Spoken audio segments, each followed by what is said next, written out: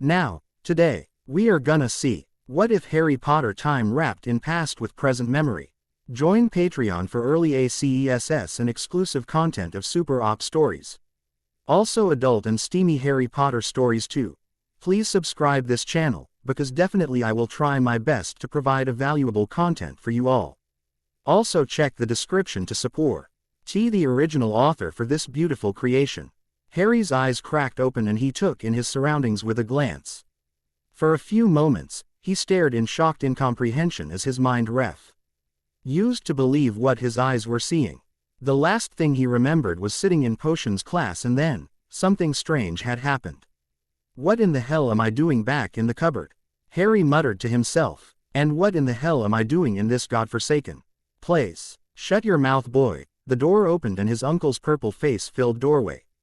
You had better remain silent and think about all the sacrifices your aunt and I have made so that you could live here. Only taking in triple the amount of calories needed to sustain a full-grown whale.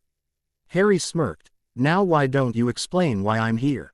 Why you're here? Vernon looked like he was going to explode. You're here because there are laws that say we can't throw you into the bloody street. You don't have the guts to throw out. Harry was starting to get angry. You fat dumb piece of penguin excitement. Grawah. Vernon grabbed his nephew by the arm and marched towards the door. Don't have the guts, do I? Get out and never come back. Harry flew out the door and landed painfully on the front walk. Standing to dust himself off, he took one last look at the front door. Guess I was wrong. Harry's tone turned thoughtful. Guess he did have the guts after all. Taking a look at himself for the first time since awakening in the cupboard, Harry was surprised to see that he had apparently regressed into a younger body. Now why didn't that dumb bastard notice? Harry began walking down the street. And where in the hell are my things? Shrugging his shoulders, Harry continued his walk to the park as he silently wondered what had caused him to go on this latest adventure. What are you doing out all alone at this time of night? Harry jumped at the voice behind him. Nothing, officer. What's your name? I don't think I should say. Harry bit his lower lip. Why aren't you at home? The policeman questioned. You can't be more than 5 or 6 years old. I've just been thrown out. Harry had an evil idea. If he was going to be in his younger body, then he might as well have fun with it. My uncle said that I was lucky that he took in a worthless brat like me in the first place, and that the law wouldn't do anything to help me. He did he? The policeman frowned. Where is your uncle? I don't want to be any trouble. Harry hid his smirk. I'll just go live in the park. My uncle said that houses are too good to be sullied by my presence. Why don't you come with me? The policeman fought hard to keep all signs of rage off his face. And I'll get you some food. I already ate yesterday, sir. Harry replied politely. So it would be a waste to feed me until tomorrow. Let me worry about that, the law enforcement officer replied kindly. You just worry about getting enough to eat. The officer lifted Harry up and placed him in the passenger seat of his squad car. You and I are going to take a ride to the station. Can we turn on the siren? Harry's eyes lit up. It was something he had always wanted to do. If you want, the officer nodded. Now why don't you tell me about this uncle of yours? He's really big, Harry began. And his face turns purple when he's angry at me. Does he get angry at you often? The officer asked as he pulled away from the curb. Not very often, Harry shook his head. Only a few times a day. I see. Does, the officer took a breath. Does he ever hit you? Quote, I'm not supposed to say. Harry allowed his voice to fall to a whisper. Uncle Vernon will get angry. If you tell me, the officer gave a warm smile. I'll show you which button turns the siren on. Sometimes, Harry nodded slowly. But only because he needs to beat it out of me. Beat what out of you? His grip on the wheel tightened. I don't know. Harry managed to force out a tear. But it must be very bad. Hit this button here. The officer indicated a button. It'll turn on the lights and siren. Okay. Harry hit the button and was rewarded by a loud whine and flashing lights. Are you going to hit me now? Why would I hit you? The officer knew that he wasn't going to like the answer. Because my uncle says that nothing good can happen to me without a good beating afterwards. Harry forced himself to shiver. He said that it'll keep me from getting my hopes up. Well, I'm not going to hit you for any reason. The officer replied firmly. I forgot to mention, but my name is Officer Patrick Jones. Why don't you tell me your name? My uncle usually calls me Boy or you, Harry replied. But my name is Harry. Well, Harry, the car pulled into a parking space. We're at the police station. Why don't we go in and I'll give you that food I promised you? Okay, Harry nodded. Officer Jones took Harry into the station house and ate him at a desk with a box of donuts and a large cup of tea. I have to go talk to some people, so I won't be here for a little while. The officer made sure to give a wide grin. But I'll be back, and when I come back I want to see that you've eaten as many of these donuts as you can. Okay, Harry. Okay, Officer Jones, Harry nodded. Harry was on his third donut when he noticed the newspaper, figuring that he would look to see if there were any signs of Death Eater activity. Opening the paper, he nearly dropped his donut when he noticed the date. He still had 5 years before he could go to Hogwarts. I have 2 choices, Harry mused to himself as he took another bite of donut. I can try to contact Dumbledore to get back to my own time, or I can stay here and try to set things right, and make Vernon's life hell, of course. Hello. A female police officer had managed to walk into the room without being noticed. Harry looked up from his newspaper in shock. Hi. Do you like looking at the newspaper? She knelt beside Harry's chair and shot him a warm grin. I'm sorry, Harry flinched. I know I'm not supposed to, I'm sorry. No one is angry, the woman's voice was soft and soothing. It's okay to look at the newspaper if you want to. Really? Harry figured that he was overacting a bit, but why mess with what seemed to be working? Really? She nodded. It's very interesting, isn't it? Yes, Harry nodded. But I can't read it yet, just some of the words. That's very good, the woman smiled. I'm Sergeant Samantha, I'm a friend of Officer Patrick. I'm Harry Potter, Harry smiled. Pleased to meet you. Those clothes don't look very comfortable, the woman shook her head. For one thing, they're too big for you. I don't have anything else, Harry allowed his shoulders to drop. I'm sorry, it's okay, Sergeant Samantha patted him on the shoulder. Would you like some new clothes? Okay, Harry nodded. But are you sure you want to waste the money? It's not a waste to get you new clothes, Harry, she assured him. In fact, I can't think of a better way to spend department funds. If you're sure, Harry fought the urge to laugh. But my uncle says that I should be happy to get Dudley's old things, and my aunt agrees with him. She says that a worthless boy like me should be happy for what I get. Well, I disagree. She had to force herself not to frown. Child neglect cases always got to her. I'll have some new clothes for you in just a second. The policewoman left the room and returned a few minutes later carrying a box of clothing. Aren't you change out of those clothes and into these ones? Will you wait outside? Harry turned red. I don't want to do it with you watching me. I'll be right outside if you need me, the policewoman agreed. Just knock on the door. Okay. Harry struggled pitifully with his shirt for a few moments before conceding defeat. Looked like Vernon's throw might have broken something. Walking toward the door with a sigh, Harry knocked. Yes. Sergeant Samantha knelt down and smiled. I can't get my shirt off, Harry admitted. Could you help me, but only with that? Sure I can. The policewoman winced. She saw the line of scar, the bruises, and the half-healed cuts that covered the boy's chest and back. Harry, could you tell me how all this happened? I'm not supposed to say, Harry frowned. That's okay, Sergeant Samantha smiled, but I'm going to have to call my friend in to look at all this. He's a paramedic and he'll help you. Okay, Harry nodded. The woman stepped outside the door for a moment and called in a paramedic. Harry, this is my friend Nigel. He's a paramedic. That means that he rides around in an ambulance. Hello, Harry, Nigel smiled. Hello, Nigel, Harry smiled back. The man spent several minutes checking over and bandaging Harry's injuries before he would allow Harry to resume changing. Thanks for being so patient, Harry, Nigel smiled. Sergeant Samantha I will give you some privacy so that you can get back to changing. I do have to ask one thing before I go, Sergeant Samantha smiled. What's your address? Why? Harry's eyes narrowed. So we can drop off your old clothes. Sergeant Samantha answered with a straight face. Oh, Harry couldn't believe that they expected him to fall for such a lame trick. It's number 4 Privet Drive. Thank you, Harry, Sergeant Samantha smiled. You've been a lot of help. Sergeant Samantha took Nigel by the arm and the two of them stepped out into the hallway. Well, she forced herself to keep her voice down to keep the boy from overhearing. I found signs consistent with neglect and abuse, Nigel confirmed. One of the bruises on his arm looked like it had been caused by a large hand gripping it too tight. That's all I needed to hear. Sergeant Samantha gave a cold smile. Jones, go talk to the people at number 4 Privet Drive. On it, the officer nodded. I have a feeling that this one might resist arrest, so be sure to bring a lot of backup, the woman nodded. I think you're right about this one resisting arrest. 3 hours later, a badly beaten Vernon Dursley was escorted into the police station by several large humorless officers. Toss him in cell 3, Sergeant Samantha ordered coldly. Isn't that the one with the biker gang? Your point is? Just asking, the officer shrugged. Wanted to make sure I didn't put him somewhere else by mistake.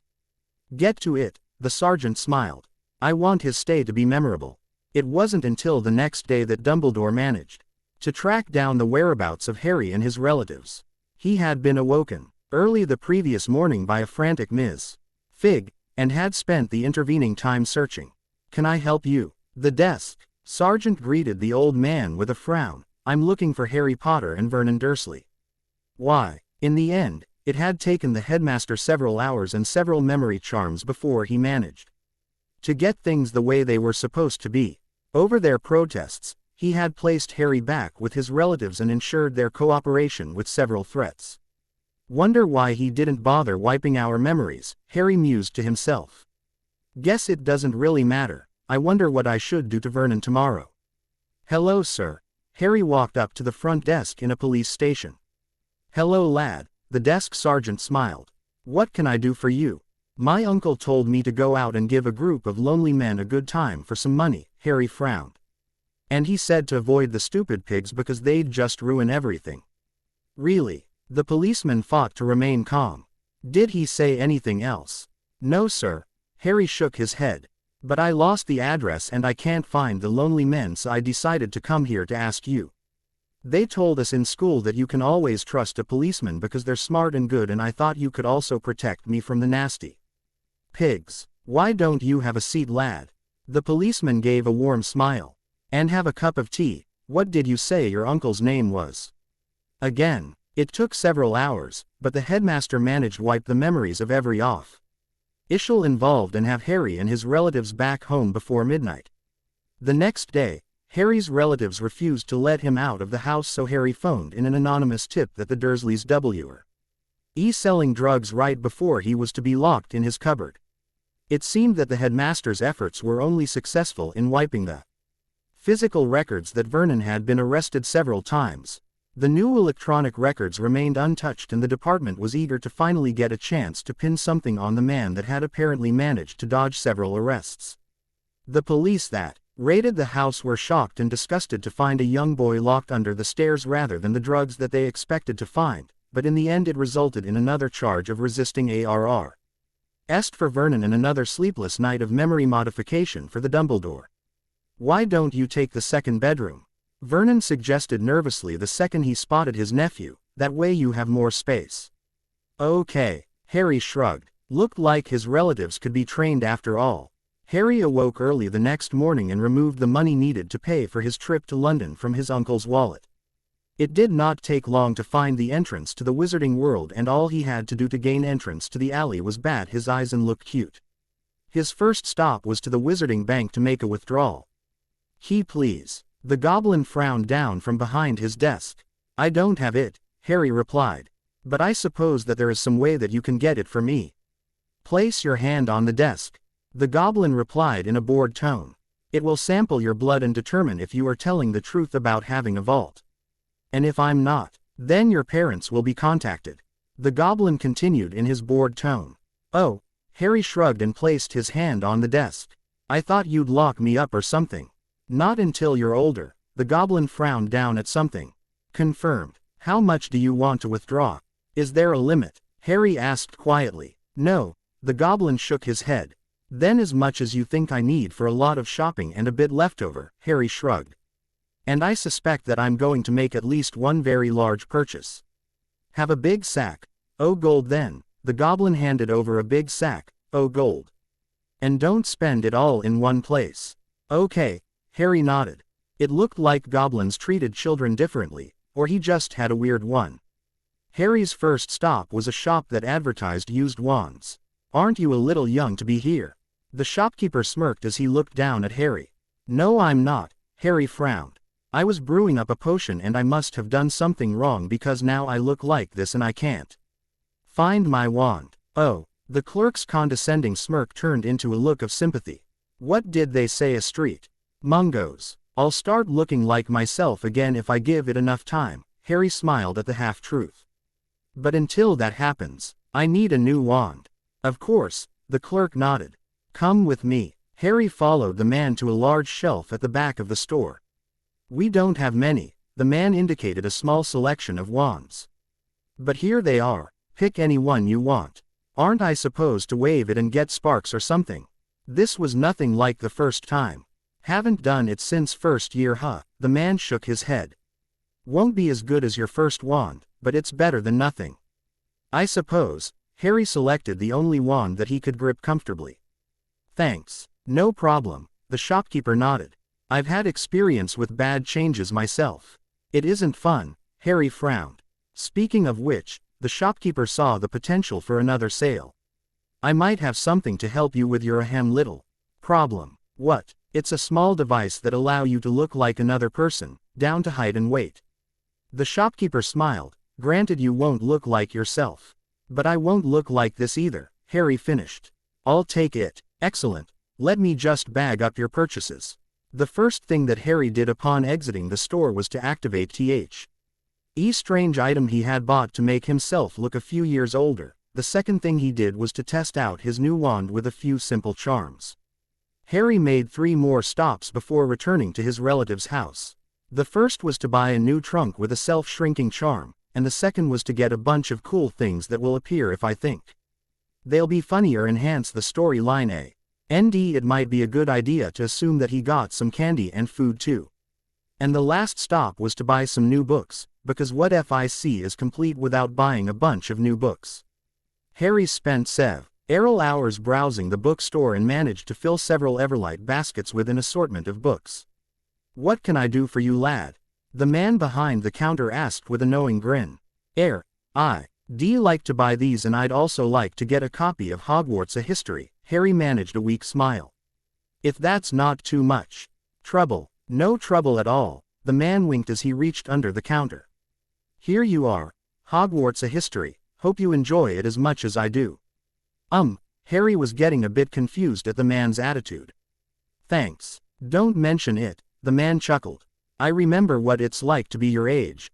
Harry paid for the book and caught the night bus back to his relative's house. Taking care not to make any noise, Harry managed to get up the stairs and into his room before the Dursleys noticed his presence. "Well," Harry muttered to himself. "Time to see what Hermione finds so fascinating about this book."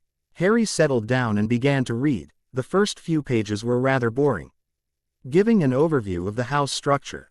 The next few hundred pages weren't so bad, as they mainly covered with the formation of the castle, and it was interesting to see what spells and wards were used in the construction.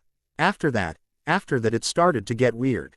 "I never knew that Hogwarts: A History had things like this." Harry turned the book sideways to get a better look at the centerfold. After several minutes of admiration, Harry turned to the next page. "How to drive any woman wild in bed." Unable to turn away, Harry read that section, and the next, and the next. By the end of the night, Harry's face was so red that it would have been hard to convince an outside observer that it could have ever been another shade.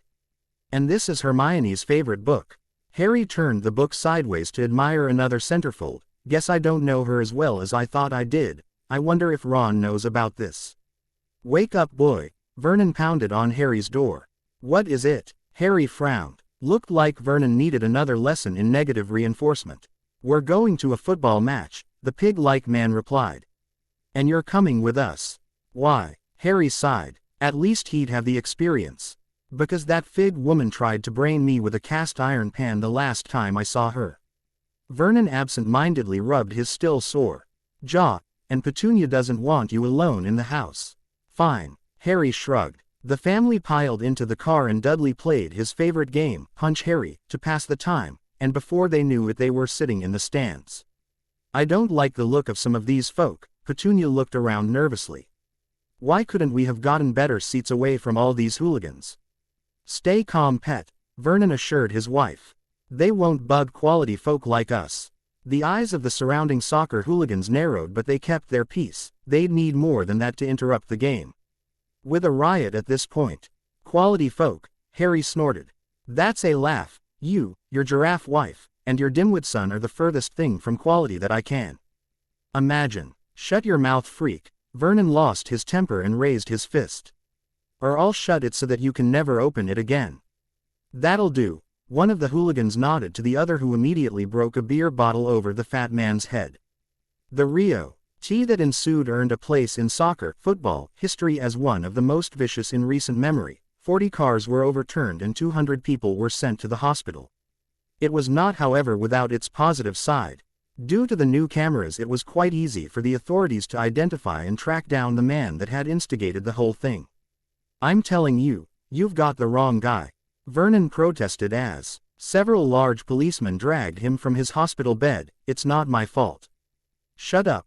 One of the arresting officers, accidentally, punched the fat man in the stomach. Why finally had the bastard, and this time he wasn't getting away.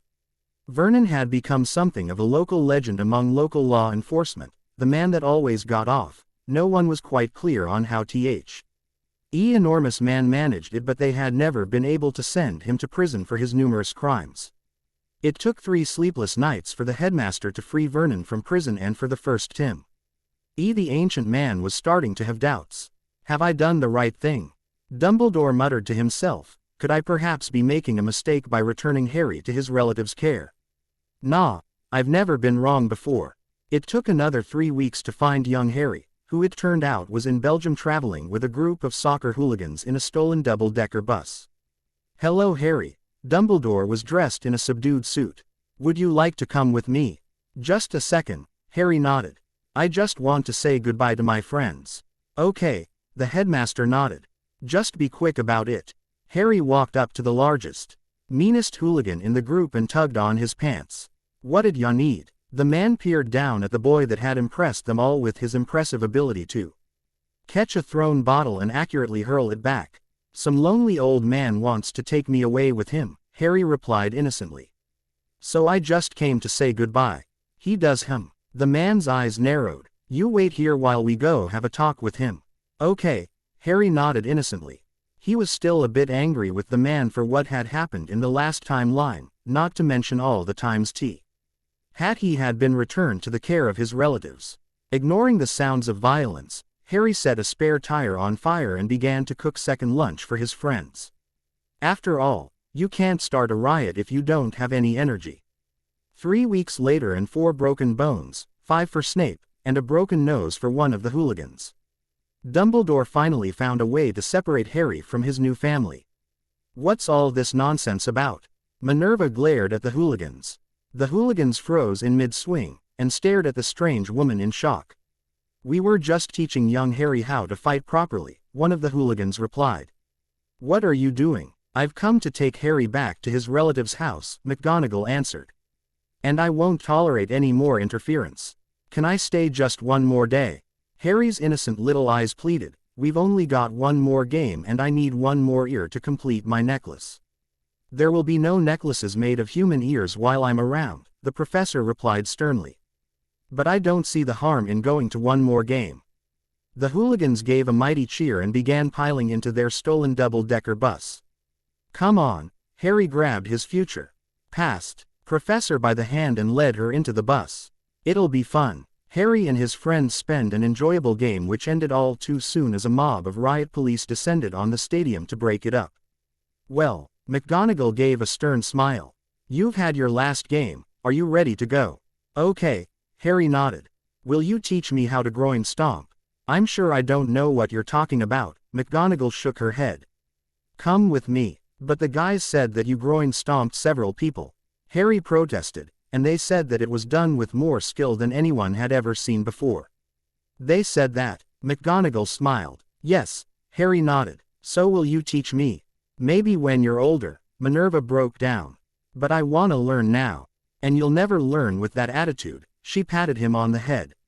Let all things come in their proper time. Okay, Harry replied grudgingly. First you take away my human ear necklace and now you won't teach me how to groin stomp. What was that? McGonagall had spent a career teaching children and she had a very good idea how to deal with them. Nothing. That's what I thought, McGonagall nodded. Can we go get something to eat?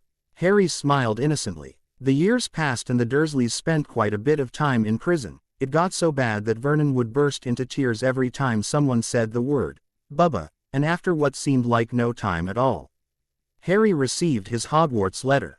Dudley get the mail, Vernon ordered. Make Harry do it, Dudley whined. Harry get the mail, Vernon ordered. Bubba, Harry smirked sadistically. I'll get it. Petunia stalked past her crying husband and towards the letter slot. Vernon look. What? Vernon wiped his nose and dried his tears on the sleeve of his shirt. What's going on? His letter has arrived, Petunia shouted out in glee. He'll finally be gone. We'll finally be free. No more being assaulted by police officers, no more time in prison, no more that.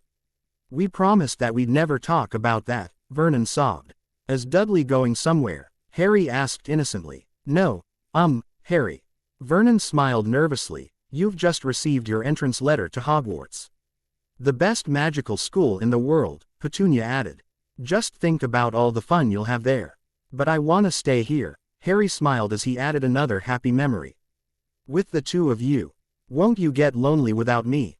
We'll manage, Vernon smiled. Wouldn't want to deprive you of the opportunity to learn magic, would we? I don't know. Isn't there a closer school? Harry basked in his relative's discomfort, so I can stay here with my family. No, Petunia shook her head. Only Hogwarts is good enough for you, and to go to Hogwarts you have to be gone most of the year. Think of all the friends you can make there, it'll be fun. Well, okay, Harry nodded. What do I do now? Now we'll just take you to London so you can get your supplies, Vernon smiled. And since neither of us knows anything about the wizarding world, why don't you just get a hotel room and stay there until school starts? Where will I get the money for all this? Harry was determined to make them suffer as much as possible. Here, Vernon pulled a thick stack of bills out of his pocket. That's about £1,000, plenty for you to live on. Are you sure you won't miss me? Harry smiled. We just want you to have the best education possible, Petunia smiled. Now off you go into the car. Petunia watched as her husband and nephew drove out of sight and breathed a sigh of relief. Dudley, Petunia called out, pack a bag with everything you'll need to live on for the next few weeks. We're going on a vacation when your dad gets home. Where are we going? Ing boy's piggy eyes looked up at his mother's face. Somewhere that doesn't have extradition treaties with England, Petunia replied. We've already got our passports. Your new name is Michael Hawke. Why do we always get new names when we go on vacation? Dudley's frowned in confusion. Because it takes longer for them to track us down and bring us back, Petunia explained. Your father's name is named Mitch and my name is Sandra. Here you go, boy. Vernon stopped the car and motioned for his nephew to get out. Off you go. Bye, Uncle Vernon, Harry waved. I won't tip the police off until just before I get on the train. Harry watched as his uncle sped out of sight, and for a moment he contemplated the fact that he might have just gotten even with his family, and that maybe, just may be, he should stop tormenting them. Nah, even if everything was even, there was still all the years in this timeline. Besides, he was sure that several months without negative reinforcement would say the Dursleys to revert to their normal trollish selves. Walking through the leaky cauldron, Harry pulled out his wand and tapped the bricks to reveal the entrance. Might as well get another one, Harry muttered to himself. If I don't, they'll just try to put the monitoring charms on this one. Walking to Ollivander's shop, Harry took a moment to decide how he was going to handle things. Hello, Mr. Ollivander, Harry yawned. Why don't you get me a holly wand with a phoenix feather? And if you wouldn't mind keeping the fact that I knew which wand I wanted from Dumbledore, I won't mind keeping quiet about some other things. That was the most inept attempt at blackmail I've ever seen, Ollivander shook his head. If you tell me how you knew, I promise not to tell anyone about anything. I'll even remove the monitoring charms. I'm from the future, Harry sighed. And I came back in time and decided to get revenge on everyone. After this I'm going to go to a graveyard and destroy some bone of father. I've already transfigured a few replacements out of raw sewage. Am I on your revenge list? Ollivander asked nervously. Not yet. Harry shook his head. Why? Just making sure. Ollivander smiled. Here's your wand. Have fun. Thanks. Harry grabbed the box. Do you know where I could get a good trunk? Or a book on ways to torment a pet rat? There's a specialty luggage shop down the street, Ollivander replied. And I imagine that the pet shop might have something. Thanks. Harry nodded. Have a good day. You as well, Ollivander replied while making a mental note too. Never do something to get on young Harry's bad side. First things first, Harry muttered to himself again. I've got to go get Hedwig again. Walking to the Owl Emporium, Harry was quickly able to find his pet owl. I want that snowy owl. Harry pointed. And a selection of your best owl treats, toys, and anything else that would make an owl's life happier. Hoot. The owl bobbed her head. No problem, the man nodded. Anything else? Quote, what's this do? Harry held up the only unmarked bottle on the rack. It allows your owl to shoot magical beams of focused light out its eyes that are so powerful that they are capable of burning an adult dragon to a crisp, the shopkeeper replied. You'd be surprised how big the market for it is. How much? A few minutes later, Harry walked out of the shop with a happy owl on his shoulder. Hoot! Hedwig vaporized a passing swallow. Stop it, girl, Harry glared at his owl. I didn't get that so you could vaporize swallows. Come to think of it, I'm not sure why I got you that.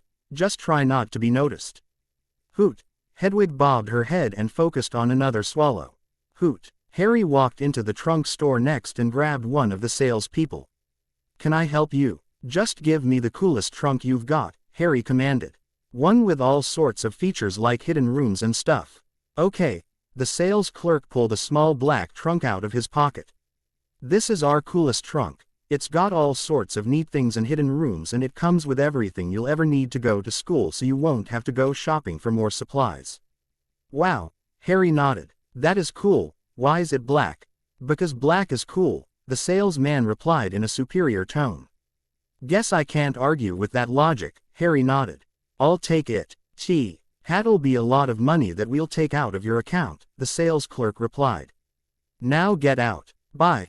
Harry walked out of the store. That shortened my shopping trip, off to the pet store. Hoot. I've got a rat I'd like to torture, Harry replied. And I'm going to get some things to do it with. Hoot hoot hoot, Hedwig replied. Sure, I could just feed him to you, Harry nodded. But I want him to suffer. Hoot. Harry walked into the pet store and immediately found a book entitled, Home Veterinarian, Why You Should Take Your Pet to a Licensed Professional. The spells in this book. Okay, won't kill your pet but will make its life a living hell. That's convenient, Harry smiled. Walking towards the register, he noticed that one of the rat cages was covered in dark enchantments and holding charms. What's this? Oh, that. The shopkeeper gestured to the cage. That cage holds an evil rat. Evil rat. The you-know-who of rats, the shopkeeper nodded. I wouldn't get too close to it. What would happen if you put another rat in there? Harry's eyes lit up. Well, the shopkeeper paused to think about it for a moment. I'm sure that it would survive, but the poor creature's life would be a living hell. I'll take it, Harry nodded. Can you put a few charms on the cage to make it unbreakable? Already done. What about a charm to prevent self-transfiguration? That too. Why? Harry couldn't figure out why something like that would be added. It gets lonely in this shop all by myself. Okay. The shopkeeper burst into tears and ran into the back room. That was easy. Harry picked up the cage and peered inside. I think I'll call you, Foamy. Harry, Hedwig, and Foamy then decided to find a portkey shop so that they could make the trip to the cemetery a few years early. Hello, Harry smiled. I need a portkey to a cemetery so that I can desecrate a grave. Really? The shopkeeper eyed him. And why would you want to do that? Collecting potions ingredients, Harry shrugged. Why? Just asking. The shopkeeper handed over a portkey. It's two-way and it'll return you to a street corner right in front of the most vicious wizarding lawyer's office. Wow. Harry took the portkey. That's suspiciously convenient. Desecrating Lord Voldemort's fathers was easier than Harry expected it to be and in no time, He had the man's skeleton replaced with His replacement skeleton transfigured from raw sewage. Wow. Harry shook his head. That was easy. Could you vaporize the skeleton so it can't be used to resurrect Voldemort? Hoot. Hedwig bobbed her head and focused on the old bones. Hoot. Thank you. Harry and his pets activated the portkey and reappeared in front of the vicious lawyer's office. Figuring that he may as well go in and start getting his revenge on people aside from the Dursleys and Dumbledore, Harry walked into the office. Do you have an appointment? The receptionist didn't bother to look up. Of course I do, Harry nodded. Now move aside while I get on with my business. Wah. She looked up just in time to see the small boy barge into her boss's office. Can I help you? The lawyer looked up from his desk at the small boy. There are a lot of people that I want to sue, Harry replied. I'd also like to get my godfather a new trial. Can you pay for this? The lawyer knew better than to judge a book by its cover. I'm Harry Potter, Harry replied. I'm rich, very very rich. Okay, the lawyer shrugged. Who do you want to sue? The estate of Tom Riddle for wrongful death, Harry replied. And every Death Eater, even the ones that claim to be under the Imperius as well. Okay, the lawyer nodded. I suppose I can do that. You want the Malfoys on that list? I want the Malfoys at the top of that list, Harry nodded. And I want to see if you can get Sirius Black, my godfather, cleared and released. I'll see what I can do, the lawyer shook his head. But I wouldn't expect much. I'll try to capture the guy he murdered who faked his death and framed my godfather here, Harry promised. Would that help? Wouldn't hurt, the lawyer smiled. In the meantime, I'll try to get him transferred to a non-Dementor section. The weeks passed and before he knew it, Harry was standing in King's Cross Station. Walking up to the payphones, Harry dropped in a couple of coins and called Scotland Yard. Yes, I don't have much time, Harry whispered. Vernon Dursley's nephew has gone missing and I shudder to think what might have happened to the poor boy. Did you say Dursley? The voice on the other end of the phone seemed excited. Can you tell us anything else that might help put him away? If you look under a loose floorboard under the man's bed you'll find drugs, explosives, and picked yours of several prominent politicians in compromising poses. Harry whispered, and if you look in the photo albums you'll find several interesting negatives. What's on them? Pictures of secret documents, Harry whispered back. I think the man might be selling secrets to our enemies. Stay where you are, the voice on the phone commanded. We'll send someone to get you. It's too late, Harry whispered back. They're on to me. I don't know if I can escape. Just tell me that you'll put this guy away. We'll have policemen there in a few minutes. Harry dropped the phone and walked through the wall onto platform 9 3/4. He had no doubt that Vernon had already skipped the country, but he might as well take the time to make Dumbledore's life more difficult when he had the chance. Besides, he went to a lot of trouble to plant all that evidence and he wasn't going to let his effort go to waste. Making his way to the train, Harry found an empty compartment and began to think. Which girl should I choose? Hermione is incredibly kinky. She has to be with all the time she's spent reading Hogwarts a history. Harry rubbed his chin. Then there's Padma and Pavartium, twins. Actually, you know what? I deserve a harem after all the crap in my life. It's settled, I'm going to have a harem. Harry nodded to himself. Moments later, the door opened and a red-headed boy walked in. My name's Ron, can I sit here? Sure, Harry nodded. I see you have a pet rat. Yup, Ron nodded. His name is Scabbers. Why don't you put him in this cage with my pet rat Foamy? Harry opened the cage, so they can play. Okay. Ron dropped Scabbers into the cage. What's your name? I'm Harry, Harry replied. Looks like Scabbers and Foamy don't like each other. Foamy was chasing poor Scabbers around the cage and she appeared to be intent on causing him grave bodily injuries. Do something. Ron didn't want his pet to die. Let me just see if I can find out why they don't like each other first. Harry pulled out his book on home veterinary medicine. I think I've figured out why Foamy and Scabbers don't get along. Why? Ron blinked. Because Scabbers hasn't been neutered, Harry smiled. It's making Foamy aggressive. Why can't we neuter Foamy? Ron frowned. Because Foamy's a girl, Harry shook his head. Besides, Scabbers will live longer and be more healthy if we neuter him. Okay, Ron nodded. You do it. Why me? Harry couldn't wait. Because I can't do it, Ron admitted. Just. You do it. Okay, Harry nodded. But you find the charm. It's. Ron squinted at the book. Explosivo Castrato. Harry took a moment to take in the sight of the wide-eyed rat frantically clawing at the side of the cage. This was another memory that he was going to treasure forever. Explosivo Castrato. Harry swished and flicked his wand and the rodent began making high-pitched squeals. What's wrong? Ron looked ready to faint at the sight of all that blood. Let me have the book, Harry ordered. Here's the problem. You told me the incantation for the explosive castration charm, not the neuter charm. I think I'm gonna be sick. Ron turned green. Okay, Harry nodded. Just a second. Here it is, the cauterization charm. Another swish and flick and the rat was no longer bleeding. So he's gonna be okay? Ron asked nervously. Just let me use the quick healing charm and he'll be fine. Harry smirked evilly. That was revenge for his parents. Now all he had to do was figure out how to reveal Wormtail and get Sirius out of prison. Okay, Ron watched nervously. They're everything the way it was before. Harry nodded. In his cage, Peter glared at the young Potter. He begged to differ. Have you seen a toad? A young bushy-haired girl opened the door. Have you read Hogwarts: A History? Harry perked up. Gotten to page 245 yet? It's a great book, Hermione replied with a straight face. I've already read it 4 times. Well, Harry smirked. He really deserved a kinky girlfriend more than Ron did. Why don't the two of us get together sometime and talk about it? Okay, the bushy-haired girl nodded with a hint of red in her cheeks. Let's talk about it later. I've got a toad to find right now. Bye. Harry smirked as the girl left. That was one. All he had to do now was add every other attractive female in Hogwarts. Why are you two so interested in a book? Ron blinked. Reading is fundamental, Harry replied. Oh, so fundamental. Whatever. Ron waved it off. So what house do? Is that the toad that she was looking for? Looks like it, Harry nodded.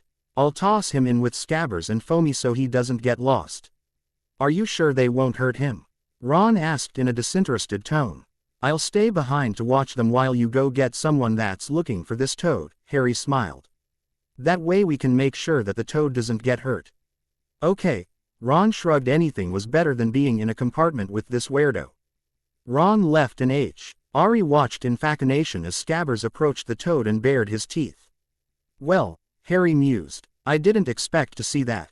Trevor blinked his eye and shot out his tongue, hitting Scabbers in T. He sighed of his head and sending him flying. Jumping across the cage to pursue his adversary, Trevor landed on Scabbers and gave him several powerful kicks. And I certainly didn't expect to see that. Harry and Foamy watched in shock as Scabbers suffered a brutal beating at the hands of Neville's toad. I heard Harry Potter was on the train. Malfoy opened the door and made his first appearance. Come to think of it, he never had thought of any elaborate plans to deal with Draco. Well, out with it, you imbecile, Draco sneered. Okay. Harry repeatedly kicked the boy in the groin until he fell onto the ground. Sorry, but it was the best I could come up with on such short notice. Malfoy's 2 thuggish bodyguards shared a glance and took a menacing step forward. Oh, I'm sorry. Harry gave an evil smirk.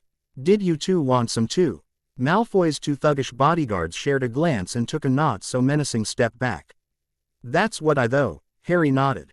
The 3 boys left and Ari went back to watching Trevor administer Wormtail's much-deserved punishment. The rest of the train ride passed and before he knew it, Harry was about to be sorted. Looks like you've been here before. The hat muttered to itself. Can I have a private room? Harry muttered, or better yet a privet wing of the castle. I have big plans and I'm going to need a lot of space. Yes, I see, the hat agreed. It would be much more difficult to build such a large harem if you were confined to one house. Great, Harry smirked. I knew that I could count on you. My pleasure, the hat replied. It was nice to have an intelligent conversation for once. We'll have to do this again sometime, Harry smirked. That we shall, the hat agreed again. He gets his own house. What? The headmaster's eyes bugged out. What are you talking about? Are you deaf as well as stupid? The hat retorted. He gets his own set of rooms, the east wing of the castle, I think. And who will be his head of house? Dumbledore couldn't believe that he was losing to a hat. Ask him, the hat retorted. It's his house. What? And losing. Thanks, hat. Harry took it off and put it back on the chair. I couldn't have done it without your help. Go sit with the Gryffindors. Dumbledore made the snap decision to ignore the hat. And we'll figure all this out later. No, Harry shook his head. We're not going to be doing that. I got my own house and I'm going to keep my own house, and you'll have to talk to my head of house if you want me to do anything. Then Minerva can be your. Nope. Harry shook his head. She wasn't a member of my house, so she can't be my head of house, so sorry. I see. Dumbledore nodded. What's the name of your house? I can't tell you that, sir. Harry glanced around suspiciously. The walls have noses. I see. Dumbledore had never had such an uncooperative student. Do whatever you want then.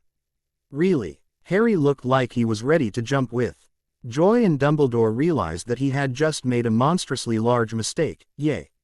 Wait. Dumbledore watched as the boy who lived ran out of the hall screaming, I didn't mean it like that. Well, Dumbledore looked at all the shocked students. What do you say we forget about all that and get on with the sorting? The entire hall seemed to shrug, and the sorting continued. The hours turned into more hours, which turned into even more hours, and before anyone knew it, it was time for their first potions class. Ah, Mr. Potter, Snape sneered. Our resident CE. Let me guess, Harry interrupted. You're planning to ask me a bunch of questions that aren't on the curriculum and then take points away if I get the answers wrong. Why don't you just take points now? That is, unless you're chicken. Nobody calls Severus Snape chicken. Snape rose to the challenge. 50 points from Gryffindor. I'm not in Gryffindor, you idiot, Harry smirked. And make it 100, chicken. Fine. Snape nodded coldly. 1,000 points from. What's your house's name? Slytherin, Harry replied. What are you gonna do about it? You can't be in Slytherin, Snape sneered. Now tell me your house, you arrogant little twit. I'm not in Slytherin, you ignoramus. Harry shook his head in mock sorrow. It's pathetic that such a stupid teacher would be hired by the supposed greatest school in the wizarding world. If you're not in Slytherin, then what house are you in? Snape was starting to look like foamy because he was starting to foam at the mouth. Slytherin, you idiot. Harry was going to have to buy a pensieve. What in the hell is wrong with you? Don't you know how to listen? 50,000 points from Slytherin, Snape screamed. And get out, all of you get out. Harry walked out with a smirk on his face. Make that a very large pensieve. Walking out of the potions class into his flying lesson, Harry decided to think of a way that he could play Quidditch, well, until he built his harem and recruited his players from its ranks, of course. Hey, Harry walked up to the flying instructor. I heard one of the other students say that those who can't teach, is it true that your incompetence on a broom is only rivaled by your stupidity like they said, or is it true that your skill with a broom is only rivaled by your extraordinary beauty like I originally thought? Who said that? Madam Hooch asked with a twitch. Malfoy, Harry replied innocently. I told him that I thought he was wrong, but he insisted that he was right. Really? Yup.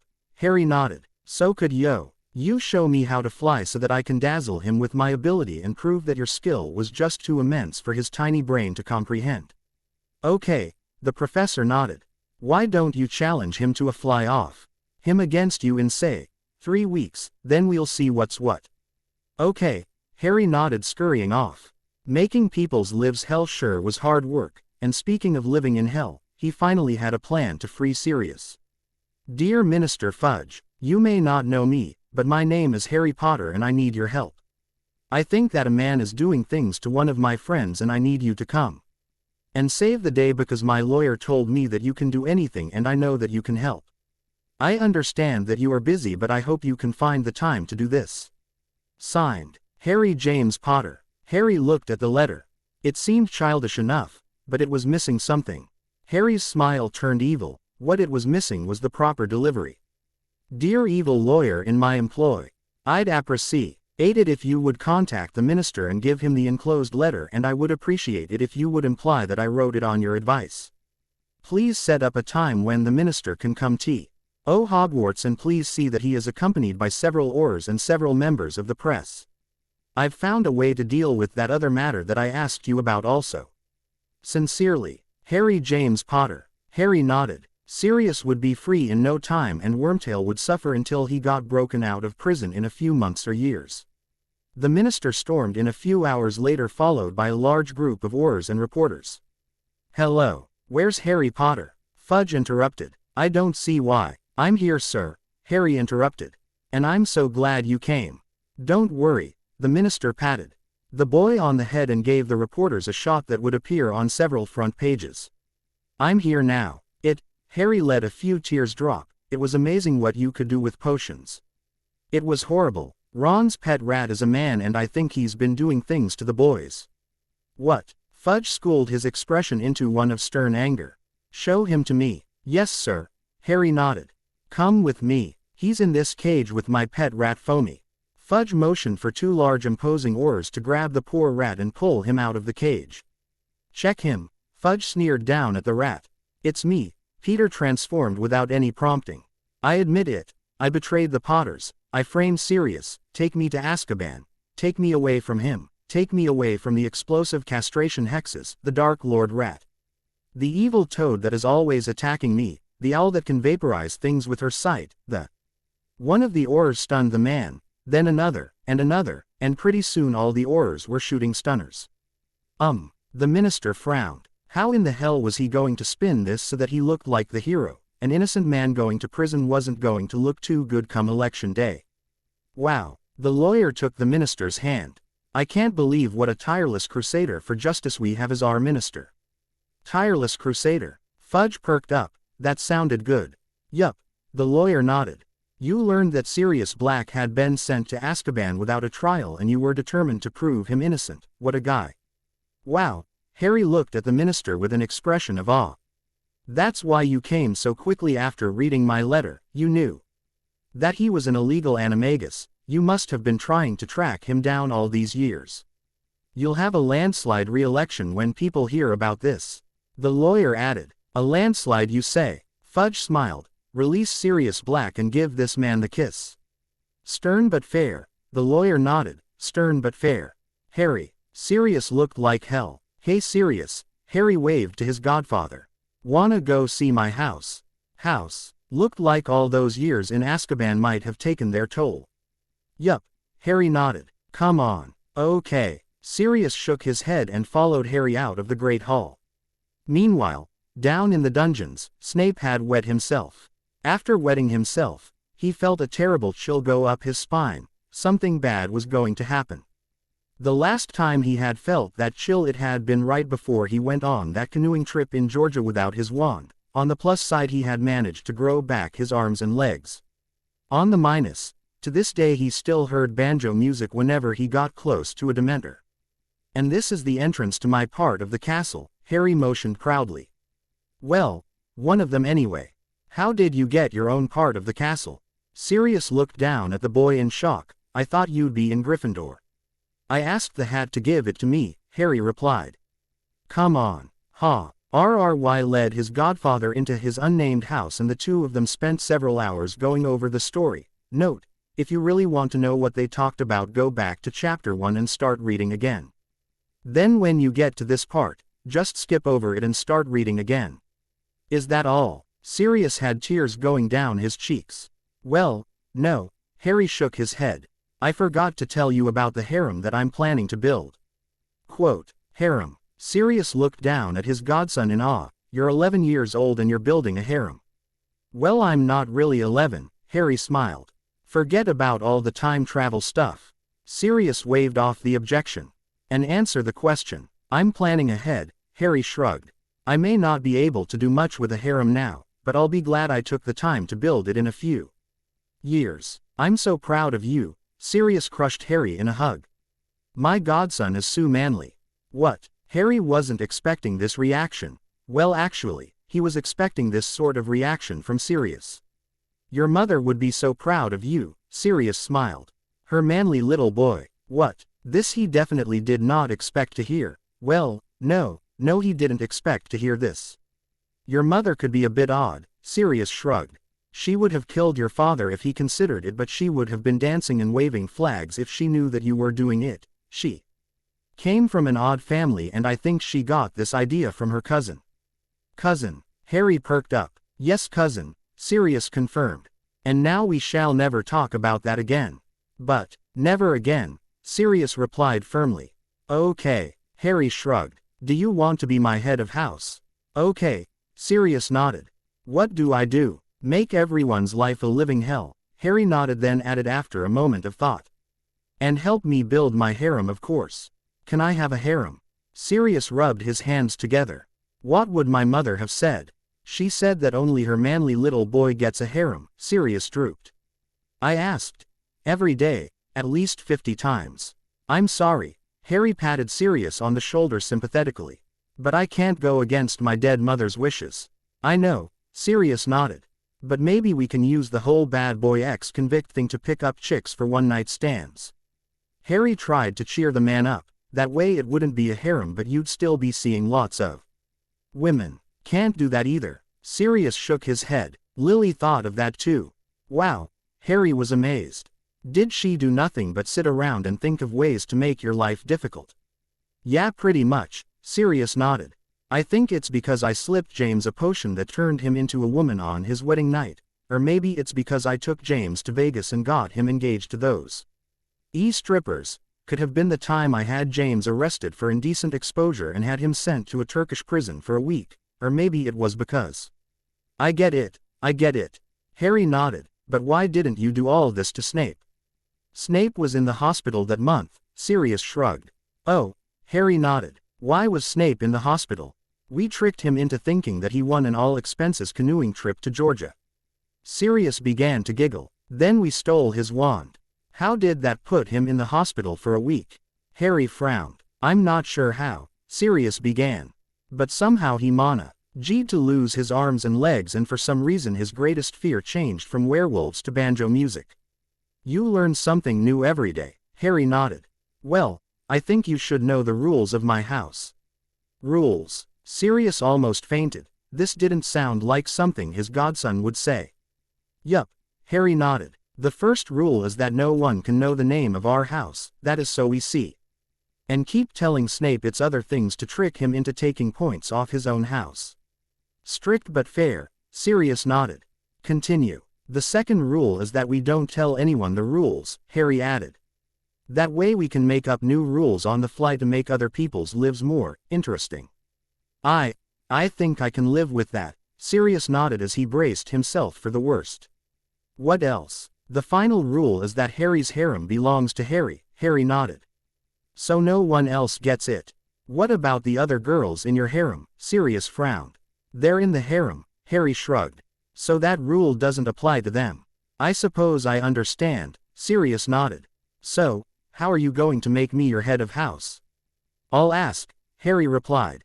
And when Dumbledore turns me down, I'll chose someone far worse. Biwahahahahahaha. Good evil laugh, Sirius applauded politely. The next day, Harry led Sirius to the Great Hall and looked around with an evil smirk on his face. Everyone, Harry shouted, I have an announcement to make.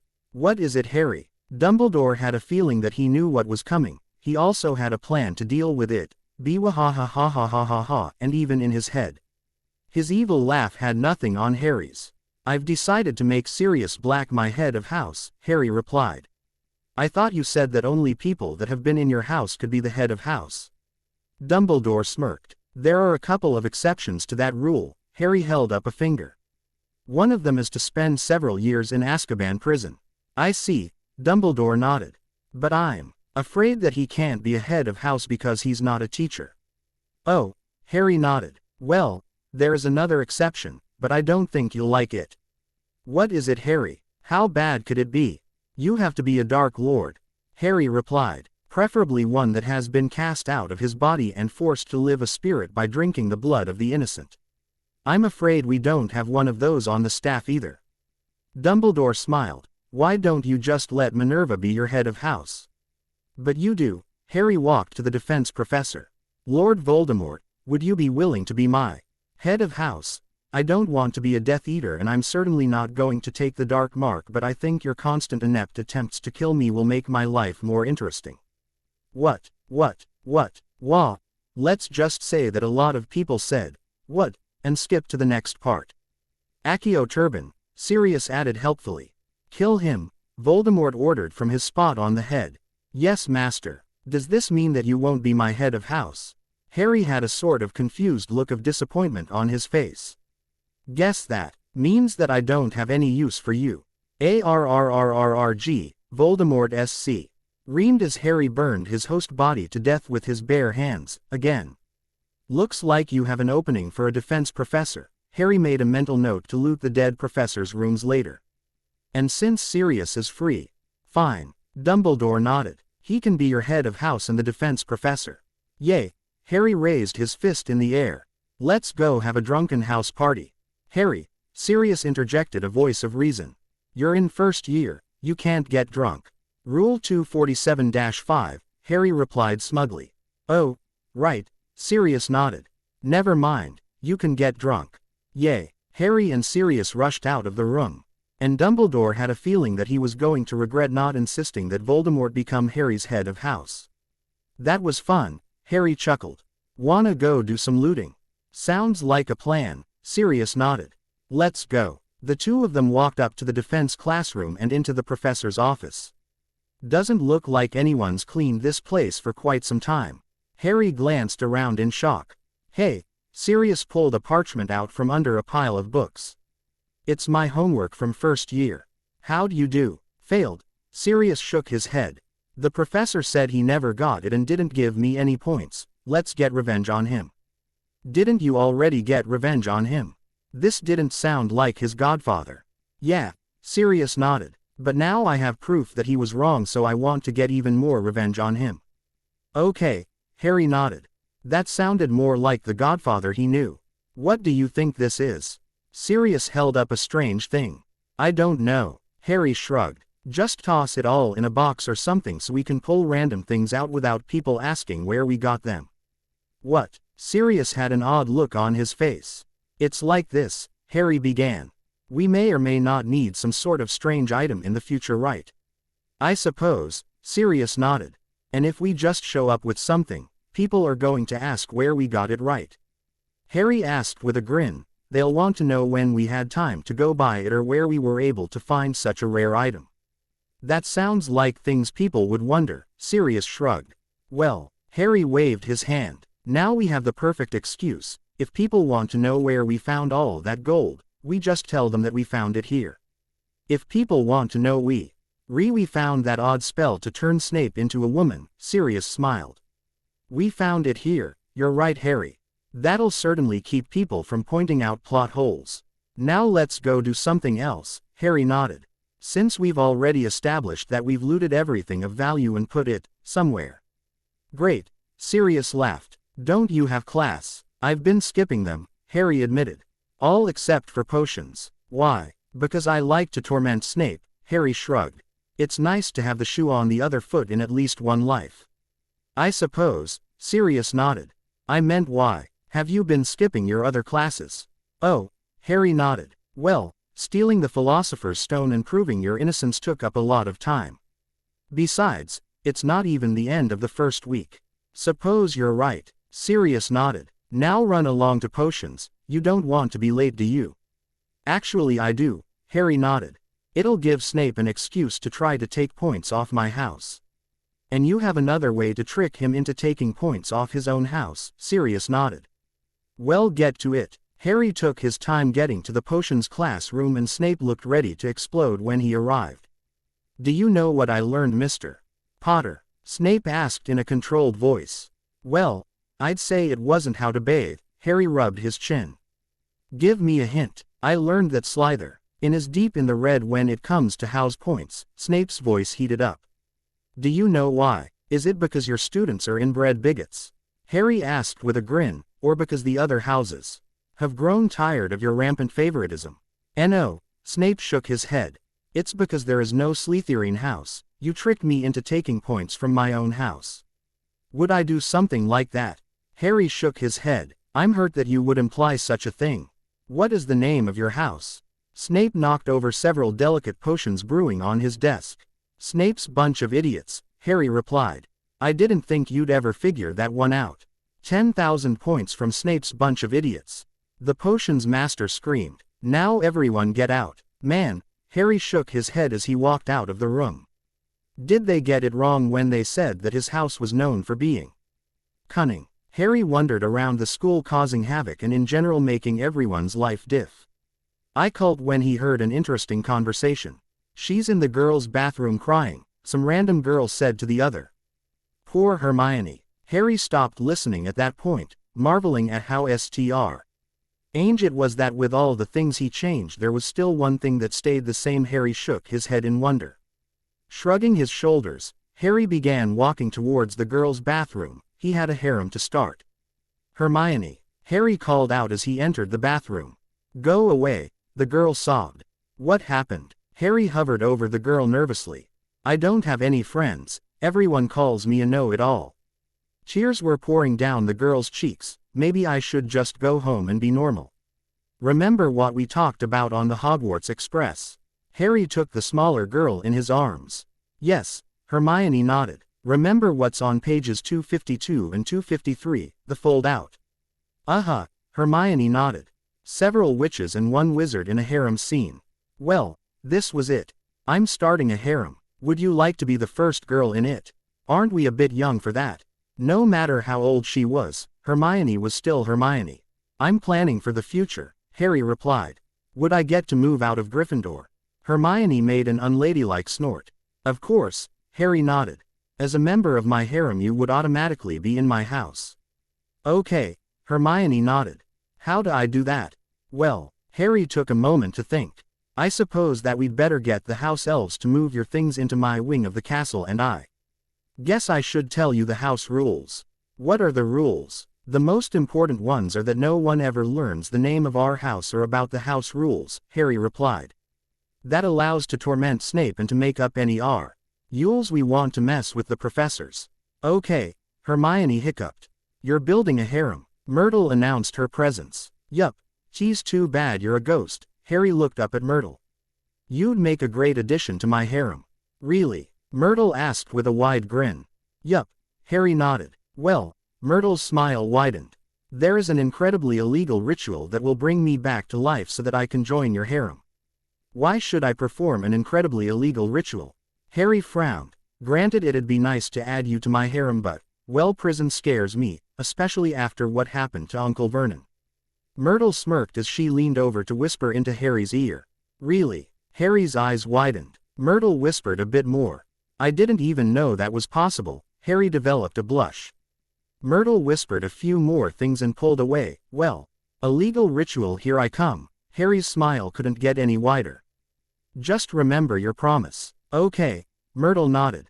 I'll be waiting. 6 hours later. 3 crimes against nature. 15 separate laws broken, each enough to put the guilty party into Azkaban for life and a duck. Myrtle was alive, sort of. I thought you said you'd be alive again. Harry blinked. I am, sort of, Myrtle shrugged. It'll just take some time before I get to the point that I was when I walked in here. I guess that makes sense, Harry nodded. Let's go to my part of the castle.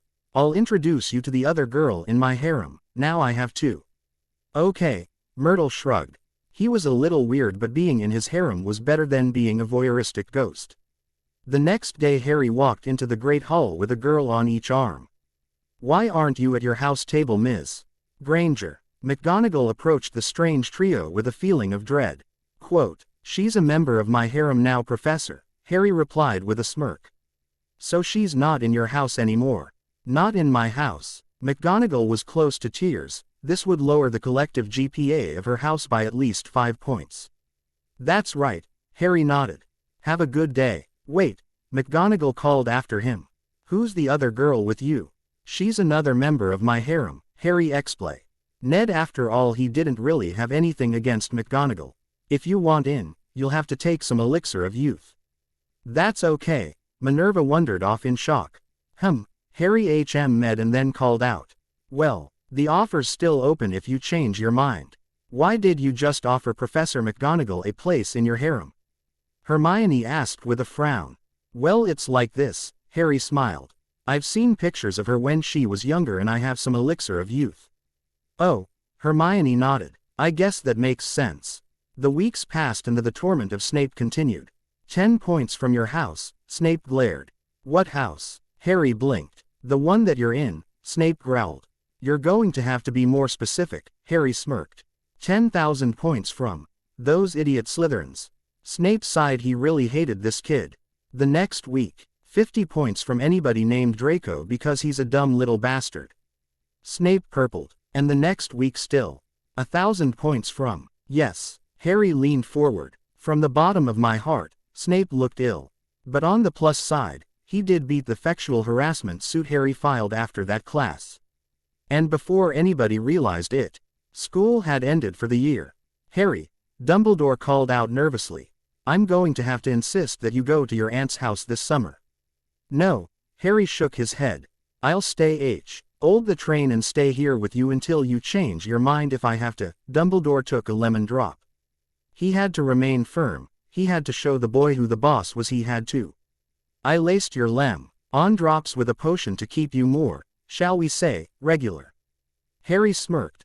I figure it should be kicking in about now. I was only trying to help. I figured a man of your age. Harry watched as Dumbledore made a mad dash back to the castle.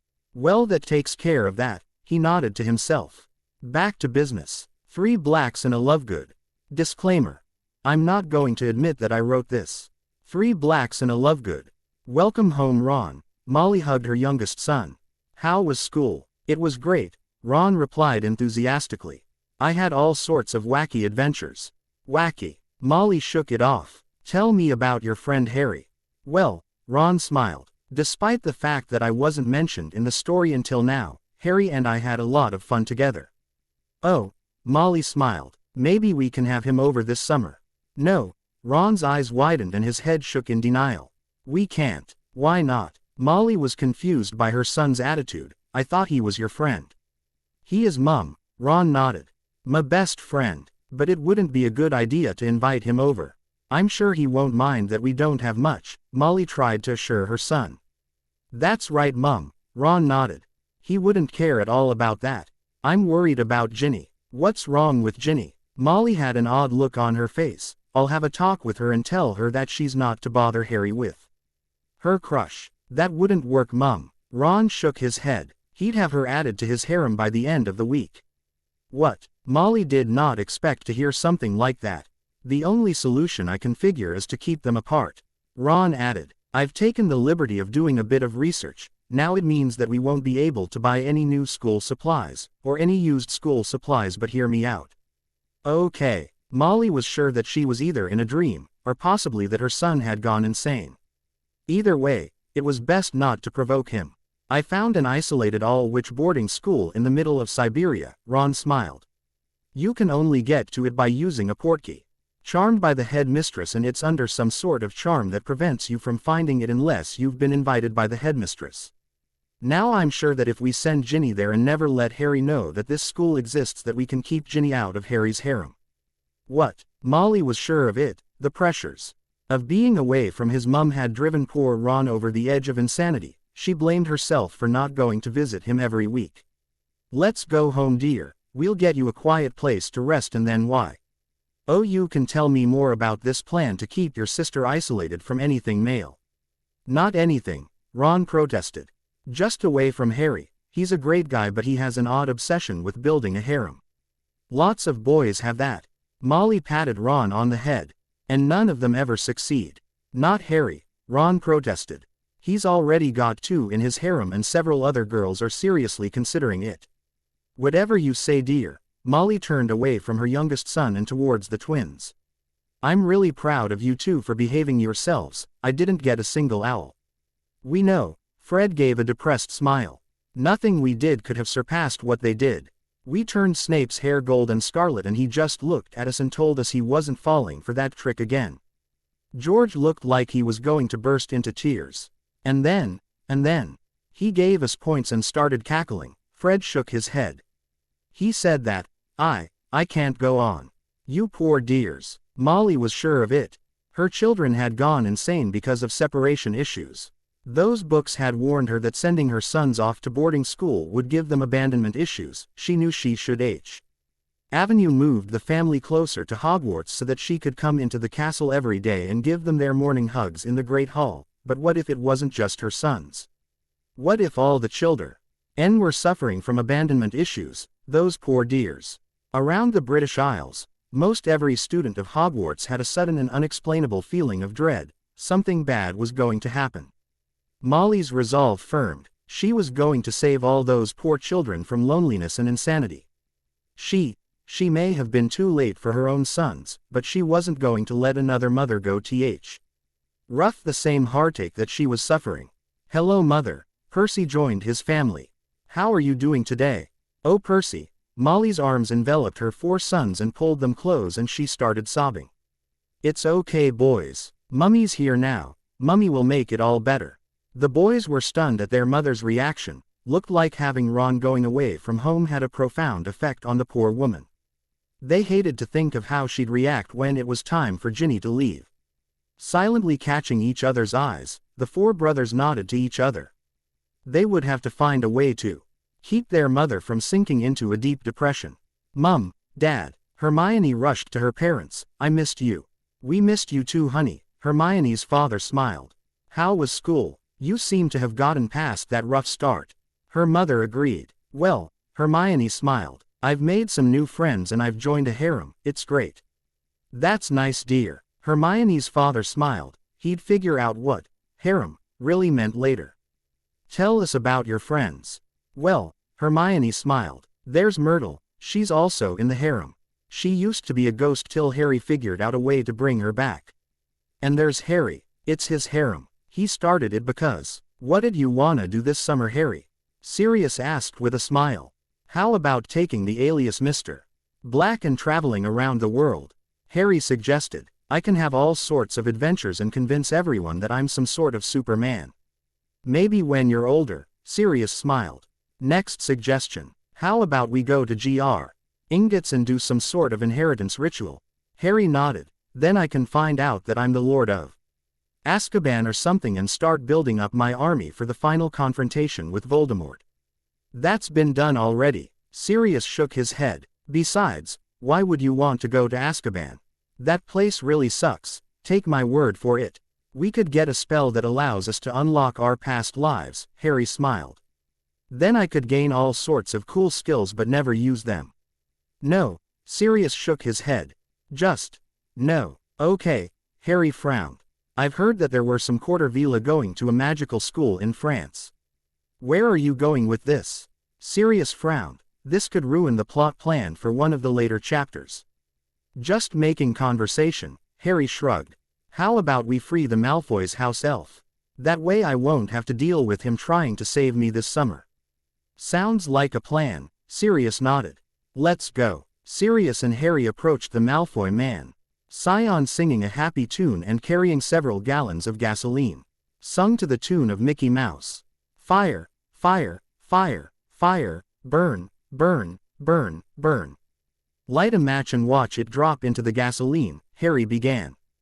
Gas, Sirius began. Oli, Harry took up his part. Eeen, Sirius smiled. Gasoline. Let 'em burn. Gasoline. Watch 'em melt. Let their ashes waft into the air. Air.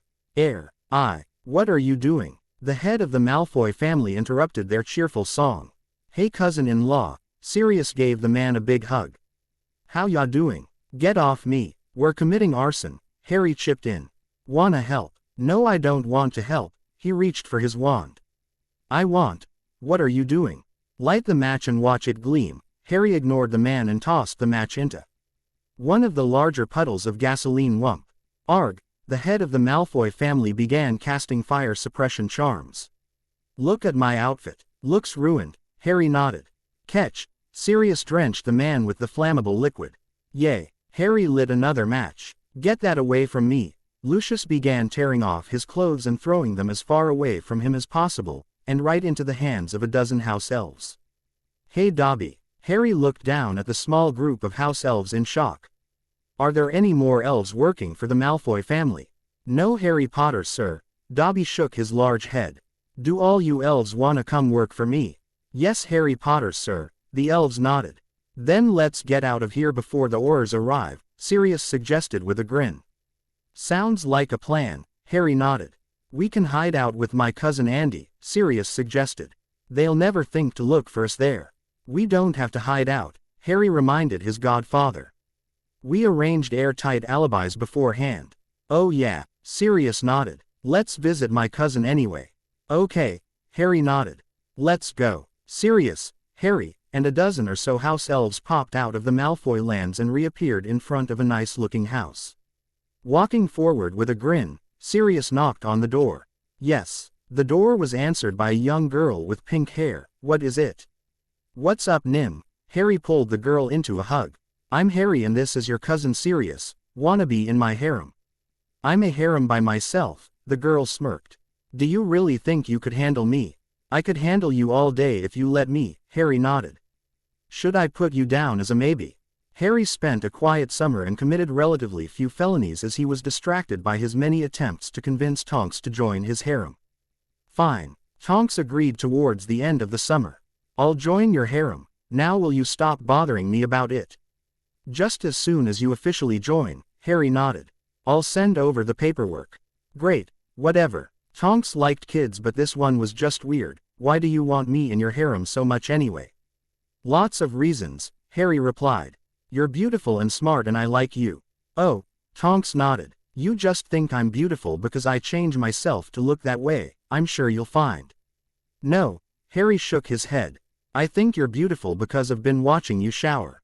What? You really should get into the habit of checking for monitoring charms if you're going to be an Auror, Harry nodded. So you've seen the real me? Yup, Harry nodded. And I liked what I saw. Okay, Tonks nodded. I'll be in your harem. Yay, Harry cheered. But first, I'm gonna beat the living snot out of you. Tonks began chasing Harry around the house. Put monitoring charms in my room. Watch me shower. Get back here you little brat. Harry managed to escape with minor injuries and decided that it would be prudent to go to the station early rather than risk setting Tonks off again. Hermione, Harry called out when he noticed the bushy-haired girl on the platform. How are you? I'm great. Hermione gave Harry a hug. Let's go find a compartment. Okay, Harry nodded. They got on the train and found a compartment with only a small blonde girl reading an upside-down newspaper. Can we sit here with you? Harry called out in greeting. If you want, Luna blinked. Aren't you that strange boy who burst into my house and saved my mother a few years ago? Yup, Harry nodded. Wanna join my harem? Will there be pie? Luna's nose scrunched up. If you want, Harry nodded again. Okay, just tell the hat that you're in my harem when you put it on, Harry suggested. Oh, and ask it if it wants to be my deputy head of house. Okay. Luna went back to her newspaper. Harry smiled. The first day of school and he had already doubled the size of his harem. This was going to be a great year. The three spent the ride talking about Harry's harem and debating the existence of Nargles and only stopped when the door to the compartment opened. Potter, Draco glared. It was time for the traditional Malfoy walk around the train to annoy the other students. Draco. Harry greeted the boy like a long-lost friend. Just who I've been wanting to talk to. What? This wasn't the way it was supposed to go. Could you introduce me to your mother? Harry smiled. She'd make a great addition to my harem. Yum yum gimme some. Stay away from my mum Potter, Draco screamed nervously. Come on Draco, Harry pleaded. She's hot, and what about your Aunt Bellatrix? Can I have her too? I'm telling you to stay away from my mum and my aunt too. Draco stared at the other boy in shock. And don't try to burn my house down again. Fine, Harry nodded. I won't. Try to burn your house down, if you give me your mum and aunt. What? Draco's eyes widened. If you're going to be so difficult about this then you can leave, Harry crossed his arms. And I'll just talk to your father about this. Fine, Draco scowled. His father would straighten things out. As Draco left, Harry started digging around for a quill and some paper. Writing out a quick note, he handed it to Hermione. What do you think? Hey Lucy, she read aloud. It has come to my attention that you don't want me to burn down your house. It has also come to my attention that you have a say. Cret room that you'd rather not have the Department of Magical Law Enforcement know about. I want your wife and sister-in-law as members of my harem and it seems to me that you might be able to think of a way for both of us to get what we want. Signed Harry. Well, Harry asked, how was it? Simple and to the point, Hermione nodded. I think it will work, Luna added. Great. Harry smiled. T.S. was going to be the best year ever and he couldn't wait to see the look on Draco's face. Lovegood, Luna, McGonagall called out. Luna walked up to the hat and put it on her head. The hat med. Yes, I'll agree to be the deputy head of Harry's house, next. You didn't say which house you were intending to put Ms. Lovegood in, Dumbledore pointed out. She goes into Harry's harem, the hat replied. Next. It took several minutes for the shock to wear off and the sorting to continue. To the surprise of no one, 2 more girls elected to join Harry's harem, one of which, get it, was Ginny Weasley. No, Ron broke into tears. He knew he should have tried harder to get his mother to listen, he knew he shouldn't have let her mother him so much this summer. The twins just slumped further in their seats. How were they ever supposed to compete with this boy? First he gets his own wing of the castle, then he drives Snape insane, and now he has the Sorting Hat recruiting for his harem. They couldn't win. It was just too much. It took a few days for Lucius to send an appropriate response and it shocked everyone. Harry, Hermione read aloud. Deal, they'll arrive by Portkey within the hour. Signed, Lucius Malfoy. That was easy, Harry blinked. Minutes later, Narcissa Malfoy and a large steamer trunk arrived in Harry's common room. Hello, Harry waved. Welcome to my harem. Where's Bellatrix? She's in the trunk, Narcissa explained. She insisted on traveling this way. Oh, Harry blinked. That was unexpected. Hey Neville, Harry walked up to the other student. I just wanted you to know that I put Bellatrix Lestrange in my harem. How could you? Neville looked at his friend in shock. She tortured my parents. Turns out she didn't, Harry shrugged. You'd be surprised what you can learn when you use a little Veritaserum, and you can learn even more if you use massive doses of the stuff. And apparently the Lestrange brothers are more interested in each other than they were in Bellatrix, Harry shrugged. She was too busy cooing over you and planning to raise you as some sort of dark heir to torture your parents. Dark heir, maternal instinct, Harry shook his head. She saw you and forgot all about your parents. She planned to rename you Orion and to make you into the next Dark Lord. Woman's got issues. Yeah, Neville blinked. Well, I just thought you'd want to know, Harry smiled. And I thought I'd warn you that she hasn't given up the idea of turning you into the next Dark Lord. What? Neville's eyes widened in shock, but I'm not a baby anymore. Quote, well, she's been asking about you, Harry smirked. I told her what house you were in and she replied that Mommy's little Dark Lord was so cunning, tricking everyone into thinking that he had no intention of going on a reign of terror. But I don't, Neville protested. Sure you don't, Harry smirked. You don't have to pretend with me.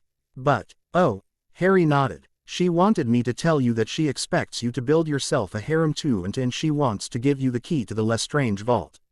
But, she already escaped the other day and made you the sole heir of the family. Harry ignored the other boy's look of shock, and eliminated the Lestrange brothers to prevent them from being a threat to her little Orion. But, I recaptured her, Harry assured the boy. And she's being very well behaved, still insists that I chain her to the wall though. But, she sent a letter to the Slytherin common room. Harry found this endlessly amusing. Declaring that every girl in the house was yours to do with as you see fit.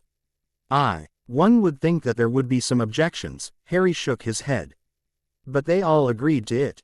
Draco was jealous, of course, demanded that they all join his harem. So the girls used some sort of spell or potion on him to change him into a girl and told him that he could now have a part in the harem. Harry smiled at the memory. Took him a while, but he managed to change back to normal. But not before Bellatrix added him to your harem, worked out some sort of deal with his mother. Harry laughed. Now the girls have been trying to find him to change him back into a girl so that she can take her place at your feet. Draco's been hiding though, Harry shrugged. No one knows where he is, but some suspect that he's in Snape's office. Well, Harry nodded. I'm glad we had this talk. Goodbye, Neville. It took 3 hours before the shock wore off and the boy managed to reboot his brain. And happy bar mitzvah Johannes Littlebro 47. Hundreds and hundreds. Disclaimer. This is all Apasco's fault. I got even with him though. No one expects the hot soup shooting out the nose hex. Hundreds and hundreds. There's Mummy's little Dark Lord. Bellatrix had escaped again. How are you doing, sweetie? Arg. Neville tried to escape from the insane woman's embrace. Ah. Bellatrix kissed him on the forehead. I hear that you haven't been enjoying your harem. You tortured my parents into insanity, Neville protested. What makes you think you are okay? I killed the bad men who did that. Bellatrix tightened her hold. They wouldn't give me a baby, so I found my own, my sweet little Dark Lord. Huh, this was not the way he expected the confrontation to work. I just came out fine, that nasty little girl that keeps trying to escape from your harem. Bellatrix patted him on the head. Then I'm going right back to my dungeon. Now where is that niece of mine? It was at that point Neville started crying. This wasn't the way his confrontation with Bellatrix Lestrange was supposed to happen. They were supposed to fight some sort of evil battle with spells flashing. Half the time he visualized her crucioing him and then being defeated after she led up on her curse to gloat. She certainly wasn't supposed to hold him close and tell him that everything would be okay and that she would find Malfoy and force her into his harem. Don't worry, my little Dark Lord, Bellatrix cooed. Mummy's charms are much stronger than those of some silly school girls. Draco'll never figure out a way to undo my work. For some reason that Bellatrix couldn't understand, that only made Neville cry harder. Hey Bellatrix, Neville, what's wrong? Harry had been hiding behind the corner watching things develop, and he thought it was time to enter the scene. My poor little Dark Lord has a girl who won't enter his harem and he's a bit disappointed. Bellatrix held Neville close. I chewed through those ropes you used to tie me up to so that I could come out here and comfort him. You're the one who asked me to tie you up, Harry shrugged. But I think I understand. Maybe it would be best to just let him capture the girl himself. Really? Bellatrix blinked. Do you think so? I don't know, Harry shrugged. But I'm guessing that a Dark Lord of his caliber would let her run and hide for a while. Quote, that's true. Bellatrix gave Neville another affectionate pat on the head. He even joined Gryffindor to make people think he wasn't going to start a reign of terror. What a smart little boy he is. Quote, right, Harry shrugged. Want to go back to the dungeon now? Okay, Bellatrix nodded. Now be a good little Dark Lord while Mummy's gone. Ginny was happy. An entire summer of hearing Ron campaign to have her exiled to an all-girls school in Russia had convinced her that she was pretty, and the reason for Ron's issues made her even more happy. Harry's harem, Ginny blushed.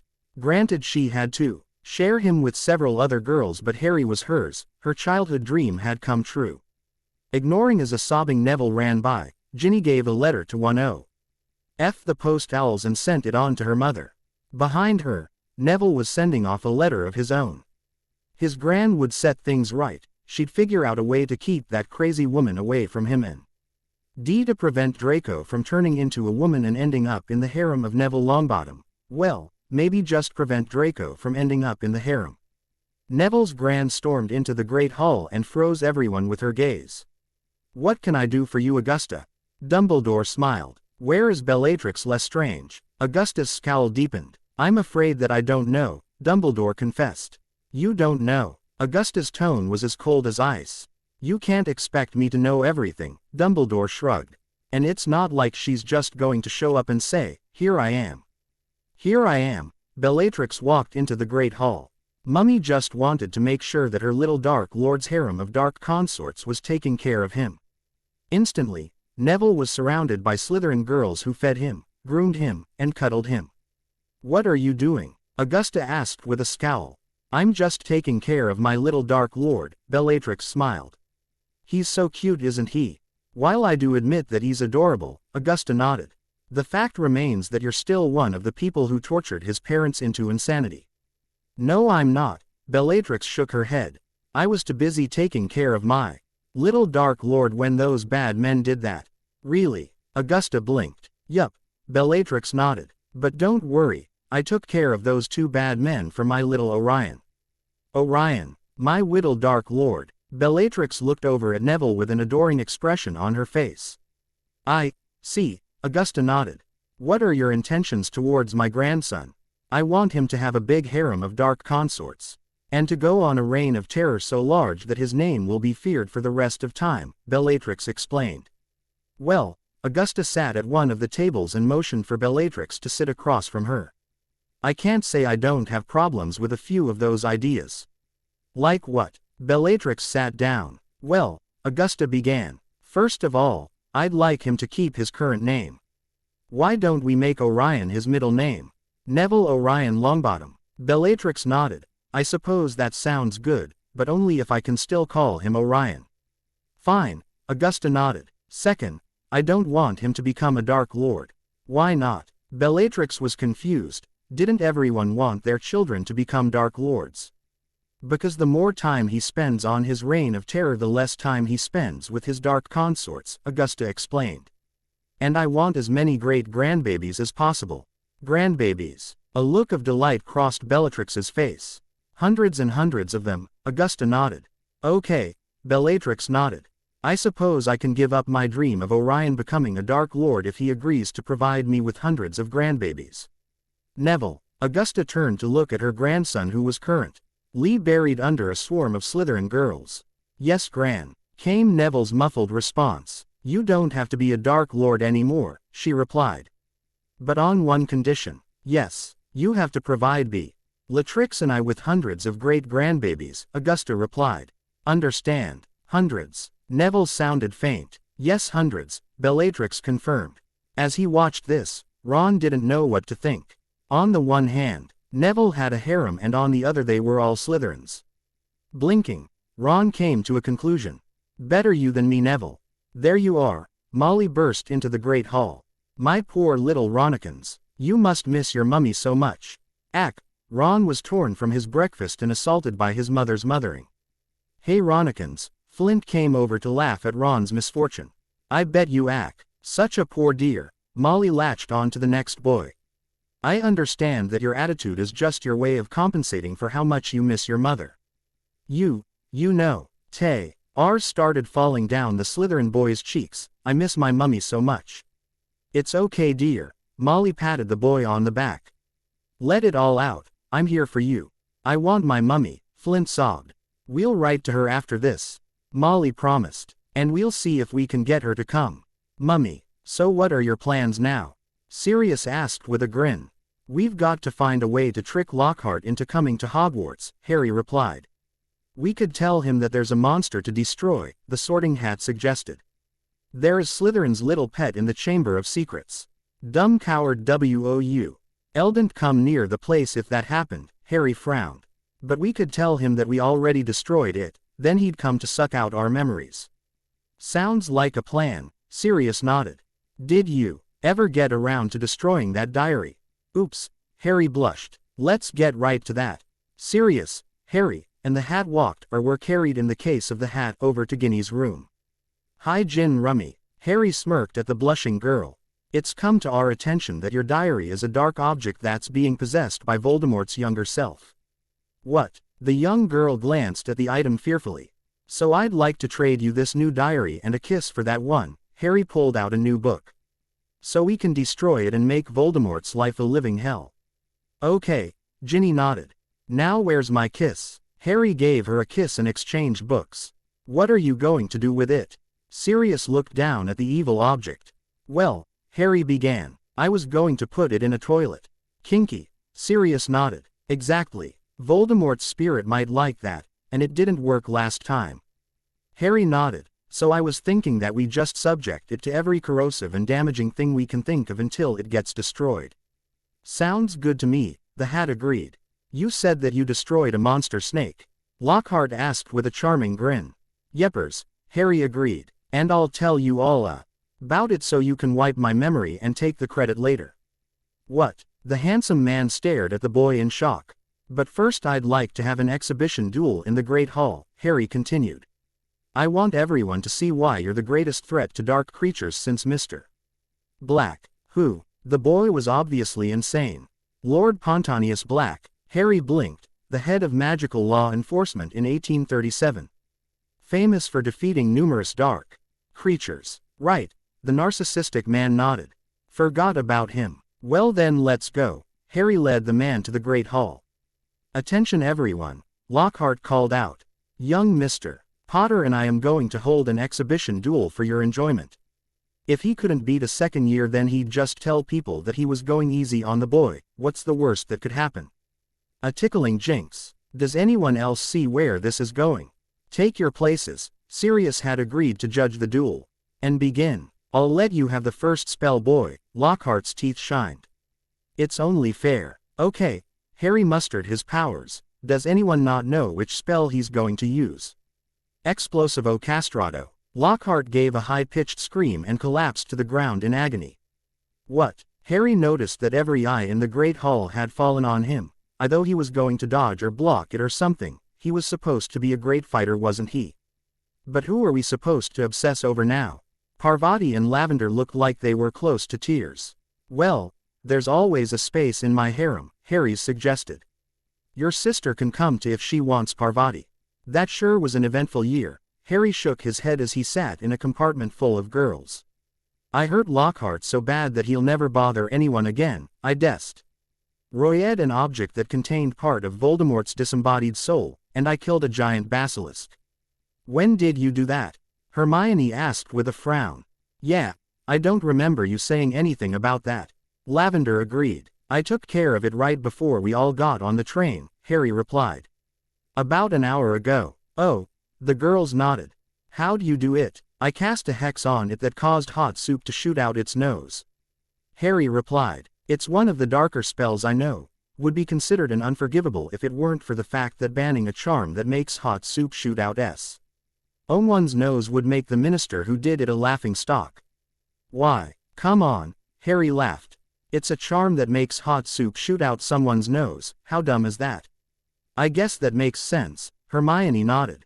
From a wizarding standpoint, and the really dark wizards never use it, Harry added. It's not dignified enough for them. Mum, Hermione ran up to her parents. Dad, guess what? What is it, hun? Her father patted her fondly on the head. More girls have joined the harem, Hermione smiled. I've got lots of friends now. Over her head, Hermione's mother mouthed the word, harem. Some sort of club, her father replied silently. So what do you want to do this summer? Sirius yawned. Let's torment Remus, Harry suggested. We haven't done that yet. What was supposed to happen?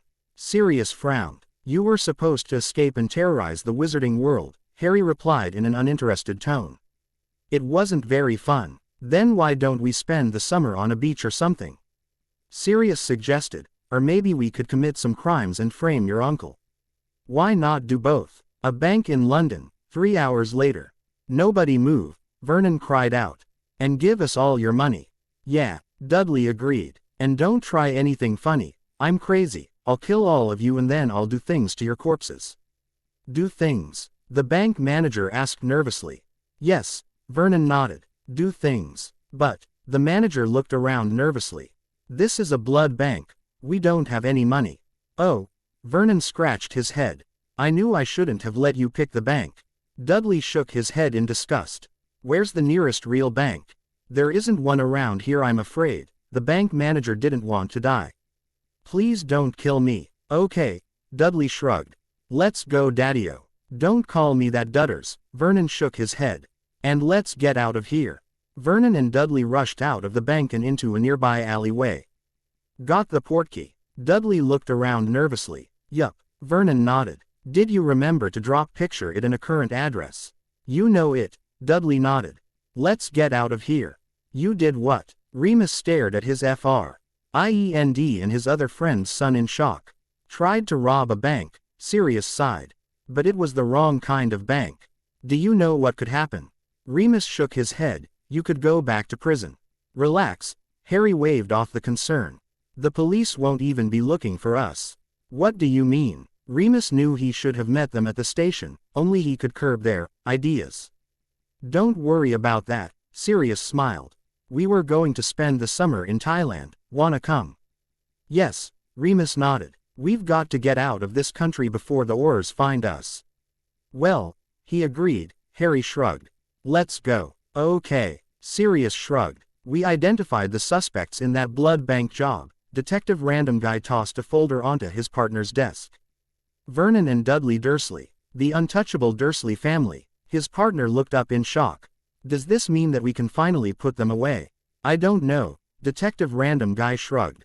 I just don't know. Last week on the adventures of Foamy and Kung Fu Toad, our intrepid duo was breaking into Azkaban prison to teach a much-needed lesson to their arch-nemesis Wormtail. You, Peter smiled. I've got you now. I'm big again and you Eric. Kung Fu Toad launched himself at the man and roundhouse kicked him in the nose and Foamy had severed Achilles' tendon with her razor-sharp teeth. How is this happening? Peter screamed as he fell to the ground. You're just a rat and a toad, how can you do this? Several hours later and a severe beating later, Foamy and Kung Fu Toad made their way off the island by stowing away on one of the supply boats. Wormtail's torment was over, for now. Augusta Longbottom was sitting next to her catatonic son and daughter-in-law. She had come to their room in St. Mungo's to let them know about how their son's life was progressing. Neville is doing well, Augusta smiled at her two children. He's being cared for by Bellatrix Lestrange, turns out that she didn't attack you. She's still a bit, make that very crazy and had intended on adopting Neville with the hope that he would become the most terrible Dark Lord in history. I've talked her out of that and now she's decided to focus on building up his dark harem of consorts. Augusta smiled. She's already got an every girl in Slytherin and she's been trying to turn Draco Malfoy into a woman so that young Malfoy can be in the harem. Just think of it, hundreds and hundreds of grandbabies. Alice's eyes snapped open. Hundreds and hundreds of them, Augusta confirmed. Wake up Frank, Alice poked her husband in the side. Our son's building a harem and I don't want to miss it. A harem you say? Frank opened his eyes. I'm so proud of my son. I am too, Alice nodded. Think of all the grandbabies he can give us. And since I've missed out on all these years of my life, Frank began. I'm going to have to build my own harem so that we have some common ground. Sadly, only Alice Longbottom was well enough to check out of the hospital that day. Frank Longbottom was forced to stay another week while recovering from severe blunt force trauma. Did you hear about the Wizarding World's new trio of heroes? One random student asked another as they boarded the Hogwarts Express. Yeah, the other student nodded. Foamy, Kung Fu Toad, and Laser Owl. They're the coolest. Did you hear the news about how Foamy, Kung Fu Toad, and Laser Owl defeated the Dark Lord Ming the Merciless in China? Yeah, the other student nodded. I heard that Kung Fu Toad took Ming on in mortal combat while Foamy destroyed his dark legions and Laser Owl stopped his death ray. I wanna be like them when I grow up, the other student sighed. How cool would that be?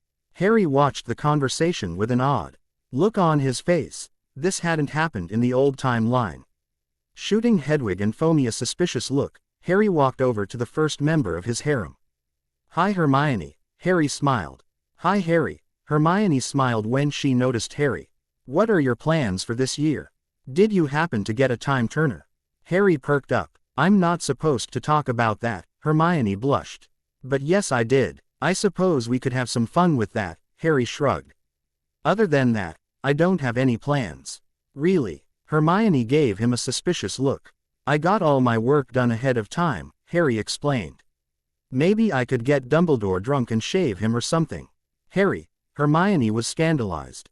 He's the headmaster. You're right, Harry nodded. I'll have to strip him and talk.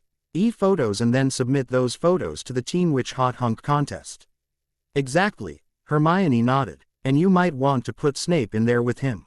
Why? You know that you've got to throw the Yowie fangirls a bone. Sometime. Hermione shrugged. It might as well be with a necked hairless photo of Dumbledore and Snape. I guess that's true, Harry nodded. Thanks for giving me this talk. Hermione, I don't know what I'd do without you. The train stopped and a sudden feeling of cold came over everyone on the train. What the hell, Harry muttered. I know for a fact that there is no reason that Dementors should be on this train. Maybe they got lonely, Luna suggested from her place under Harry's left arm. Hoot hoot hoot hoot, Hedwig opened her cage. Hoot hoot hoot, Translati, on. This looks like a job for Laser Owl. Squeak, Foamy got out of her own cage. Translation. Foamy, croak, Trevor appeared. Translation. And the Kung Fu Toad. A toad whose day job is that of mild-mannered Trevor. Companion to Neville Longbottom. Together we are the unstoppable trio of Foamy, Laser Owl, and the Kung Fu Toad. We promise to fight for truth, justice, and to help Harry and Neville get even bigger harems. Toad is a very complex and nuanced language. Hoot hoot hoot, Hedwig added. Translation: and to make that geese ball Snape's life a living hell. An odd fact that you might not know about the owl language is that the phrase, make that geese ball Snape's life a living hell, is all one word. Conjecture is that owls really don't like Snape. And now back to your regularly scheduled program. A few minutes later, nothing happened, and after that, an excited student stuck his head into the car. Foamy, Laser Owl, and the Kung Fu Toad are outside, the student called out. And they're fighting a bunch of Dementors. Harry and his harem looked out the window and were shocked to see the masked forms of Foamy, Laser Owl, and the Kung Fu Toad battling a group of Dementors. Has anyone seen Trevor? Neville made his appearance. What are you all looking at? We're watching a bunch of Dementors get their asses kicked by Foamy, Laser Owl, and the Kung Fu Toad.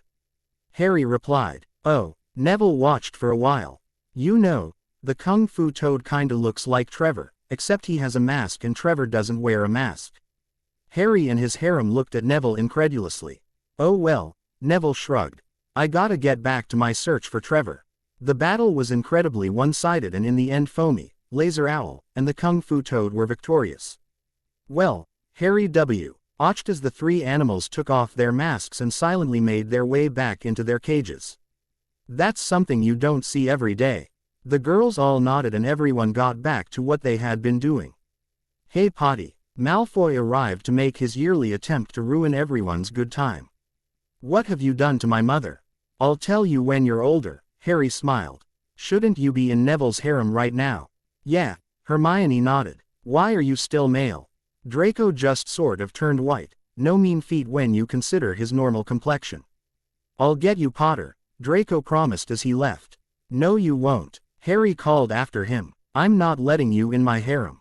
The sorting went the way it normally did, and several girls burst into tears after being informed that they could have asked the Hat to assign them to Harry's harem. The Great Hall looked the way it normally did with one exception.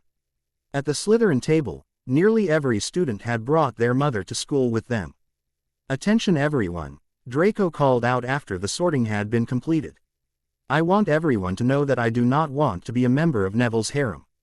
There you are, Bellatrix had finally cornered her new niece. Now this won't hurt me a bit. What did you do to me? Draco looked down at her new body. Now you can be in my little Dark Lord's harem, Bellatrix nodded. What do you think, sissy? I always wanted a daughter, Narcissa nodded. And now I have one, thank you sister dear. I don't want to be in anyone's harem, Draco protested. I understand dear, Narcissa nodded. You have someone else you like. What? Draco's eyes widened in shock. And I have a feeling that I know who it is, Narcissa looked across the room. Molly dear, could you come over here? Certainly sissy, Molly nodded. And bring young Ronald if you don't mind, Narcissa smiled. What are you doing? Young Draco screamed. Seeing to my little girl's future, Narcissa replied. What can I do for you? Molly dragged her youngest son over to the Slytherin table.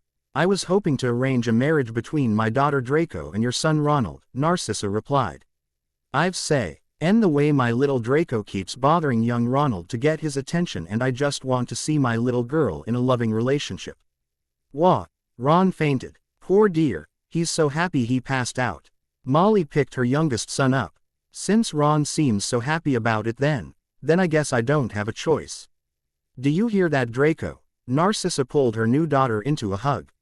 You're gonna be married. Draco's eyes widened in horror and he too lost consciousness and bladder control. Look how excited she is, Narcissa shook her head. She hasn't lost bladder control since she was 10 years old, she must really want this. Harry, the twins approached with tears in their eyes. We came to tell you that we concede defeat. What? You're the greatest prankster in Hogwarts, Fred and George started sobbing. We set Snape on fire and you know what he did.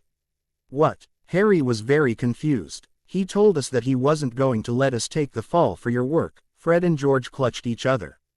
He told us that he knew it was all your fault. What? Even though he watched us do it, George shook his head. We didn't even try to hide what we were doing. Oh, Harry hadn't realized it had gotten this bad. So we present to you this map, Fred handed it over. As our way of conceding defeat and passing the torch. Thanks guys. Harry took it. I was wondering what happened to my father's map. Your father? The twins perked up. Yep. Harry nodded. Prongs is my father. Padfoot is my godfather, and Moony is a good friend of mine. Aunt asked about that filthy bastard Wormtail. That's great. The twins stopped crying and started dancing. The son of Prongs. There's no shame in being beaten by the son of Prongs and the godson of Padfoot. Do you want to meet Padfoot and Moony? Harry suggested, and to help us cause havoc. Do we? The twins shared a glance. We'd love to. Let's go then. 3 hours later. Gentlemen, Sirius looked around. I welcome you to Hogwarts' most secret class, Basic Pranks. Basic. In Basic we deal with pranks that affect large portions of the school, Sirius explained. Such as causing everyone in Slytherin to shoot fire out their ears or something simple like that. Wow. In Intermediate we go over such pranks as turning Snape into a goat and then portkeying him to the headmaster's brother. Sirius smiled at the happy memory, or tricking him into taking a canoe trip in the backwoods of Georgia and taking his wand. And in Advanced, you want Advanced, Sirius yelled, you can't handle Advanced. At least not yet. All things in their proper time. Well, Harry walked into his common room with a large brown envelope full of terrible pictures. That takes care of that. What takes care of what? Lavender asked with a smile. Took naked hairless pictures of Snape and Dumbledore, Harry yawned. Now all I gotta do is send them off to every magazine and new spa. Per in the country and my day will be complete. How did you get those pictures? Lavender shuddered at the mental image. And how did you shave Snape and Dumbledore without vomiting? I didn't, Harry smirked. I got Draco to do it. How did you do that? I told her that I'd do everything I could to get her out of her marriage with Ron, Harry smiled. What can you do to get her out of that marriage? Lavender blinked. Absolutely nothing. Harry's grin widened. I can't think of a thing. Boy was she angry when I told her that. Can't believe that she fell for that. Lavender shook her head in amusement. So what else are you going to do this year? Well, like I said, Harry frowned. I've already gotten everything done. I can't even have some sort of Dementor subplot thanks to the efforts of Foamy, Laser Owl, and the Kung Fu Toad. Maybe you should just skip to next year, Lavender suggested. It's not like you care if people complain that you skipped an entire year. I suppose, Harry nodded. Though the chapter does seem a bit short. Then you should have left Sirius to rot in Azkaban, Lavender smirked. And spent a few more years tormenting the rat. I guess, Harry nodded. Ah well. The rest of the year was fairly uneventful. Dumbledore and Snape's photos were published and several people had to be checked into St. Mungo's for eye-gouging related injuries. Kung Fu Toad started dating Madame Umbridge, but the relationship ended badly when he caught her cheating on him with Minister Fudge. Minister Fudge and Madame Umbridge died under mysterious circumstances. The coroner said that it looked like they'd been badly beaten and partially eaten then burned by some sort of high-intensity light beam. In the end their deaths were ruled to be accidental. The children found themselves back on the platform to meet their parents. How's the harem going, hun? Hermione's father patted her on the head. Any new girls? Not so many this year, Hermione smiled. So far there's only about 30 girls in the harem, but Harry says that he'll be adding a bunch of French girls to it next year. That's nice, dear. Hermione's mother added her own 2 cents. It'll give you an opportunity to practice your French. Wouldn't want all those lessons to go to waste. So what do you want to do this summer? Sirius smiled down at his godson. Well, Harry began, I was thinking that we could kidnap Moody and replace him with a fake Moody. Why? Sirius looked down at his godson. For the hell of it, Harry shrugged. Or we could prevent Moody's kidnapping or something. That sounds great. Sirius rubbed his hands together. And when we save him we can tell him that he needs to be more vigilant. The dynamic duo quickly made their way to the house of the famous Auror Mad-Eye Moody. When they arrived, they quickly became aware of an argument between Moody and a mysterious other man. Constant vigilance, Moody's voice rang out. Constant flatulence, the other voice replied. Vigilance, flatulence, vigilance, flatulence, vigilance, flatulence, vigilance, flatulence, vigilance, flatulence, vigilance, flatulence, vigilance, flatulence, vigilance, Flatulence. Vigila. Excuse me, Sirius called out. Are you there, Mad Eye? Who is it? Sirius and Harry, Sirius called back. We've discovered that Barty Crouch has escaped Rom prison and plans to kidnap you and replace you and then do all sorts of terrible things. And, Moody asked suspiciously, we were wondering if we could kidnap him and find out his plan, Harry explained. Then you could take his place and we could make their lives a living hell. Sounds good to me, Moody nodded. Let me introduce you to my cousin. Another heavily scarred man stepped into the doorway. Bad Pie Rudy, from the Mexican branch of the family. Hi, Harry blinked. Why do they call you Bad Pie? Best you don't know, Bad Pie Rudy replied. It's because he's a pastry chef, Moody snorted. And he just happened to be in a restaurant that was being used as a Death Eater meeting place. Let's just say he got a little creative with the ingredients. If you're a chef, then, Harry scratched his head. Why are you so scarred? Knives, boiling water, penguins. The strange man began counting things off. The kitchen's a dangerous place. Mad Eye here became an Orbeck. Oz he wasn't tough enough to join the family trade. Wah, Reet, Harry blinked. Here's the plan. What's this? Dumbledore smiled as Hedwig flew through his window, and he's sending me new lemon drops as an apology for what he did to my other lemon drops. Hoot, Hedwig agreed. Why, what a remarkable bird. Dumbledore admired Hedwig's plumage. Very intelligent eyes too. Hoot. Dumbledore's eyes twinkled and Hedwig's narrowed. She wasn't going to let him beat her in a staring contest. Hoot. The old wizard dodged out of the way, not soon enough to keep his hat but soon enough to keep his head. Satisfied that she had dealt with the interloper, Hedwig vaporized a few pieces of furniture and then a section of wall. Flying out the new exit, Hedwig vaporized a few small birds and disappeared into a low cloud bank, which she then proceeded to vaporize. That was close. Dumbledore breathed a sigh of relief. Now let's get back to these lemon drops. I wonder what LSD is. Harry says that he has added a large quantity of the stuff to my new lemon drops. Well, no matter. I still don't understand why you're going to the World Cup, Sirius frowned. I just don't get it. Hordes of Vila. The fact that I already know the outcome and can bet on that. Harry smirked, and the chance to do something I've always wanted to do. I don't want to hear it, Sirius frowned. I never get any hordes of Vila and I'm not allowed to gamble. Why not? Harry's eyebrows raised. Did my mother forbid you from doing that too? Yes, Sirius pouted. She said that I wasn't to be a bad example and she gave me a list of things that I was no longer allowed to do. Oh, am I allowed to gamble? Yes, Sirius nodded. She thought it was manly to make high-stakes wagers, especially if you already knew the outcome. Quote, oh, okay, Harry shrugged. I've gotta go see some Vila about a harem.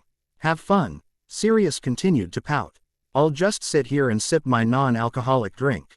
Mum again. Yes. Sirius started crying. I'll just leave you to that then, Harry whistled as he walked away. Harry had placed his wager and was halfway to the Vila pen when he froze. Why was Sirius still obeying his mother's commands when she'd been dead for years? And, come to think about it, why had he listened to her in the first place? Making a mental note to worry about it later, Harry knocked on the door to the room containing his future harem girls. Yes, Avila answered the door with a raised eyebrow. What do you want? I was hoping to pass out these pamphlets. Harry held up a stack of papers.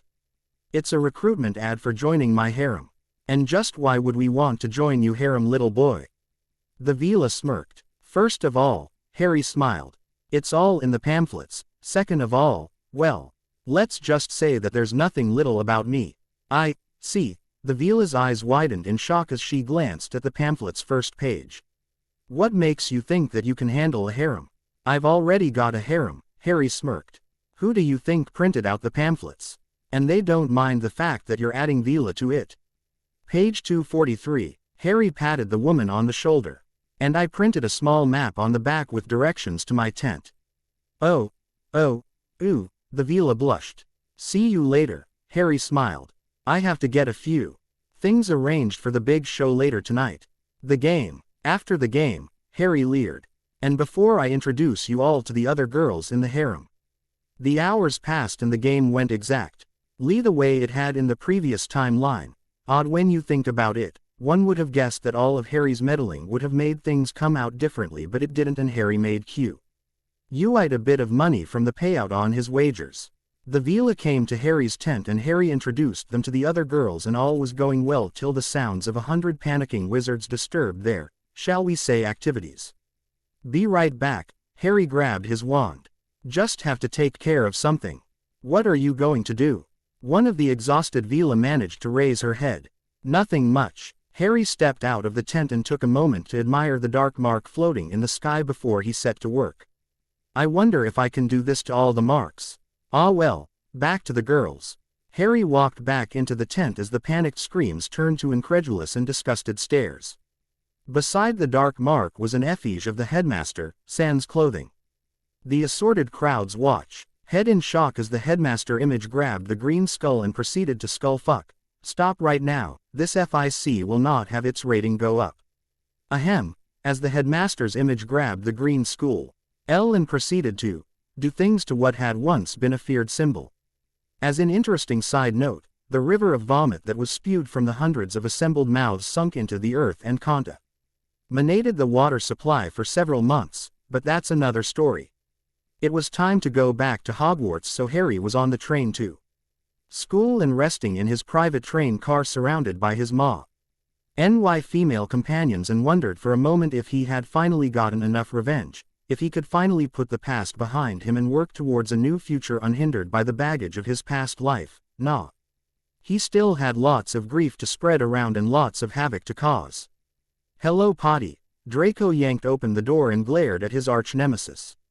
I had to spend the entire summer with them. Why, mother and aunt, because of you. Do you know what they did? I have an idea. Harry leaned back to rest his head on a rather shapely lap. I'm the one that loaned them all those books. Have you been doing the exercises in Chapter 3 of the Untitled Black Book? That was you. Draco paled for a second, then turned red with anger. How could you have let something like that fall into their hands? After reading the description of what those exercises will do, Harry asked incredulously, how could I not? Fight me, Draco demanded.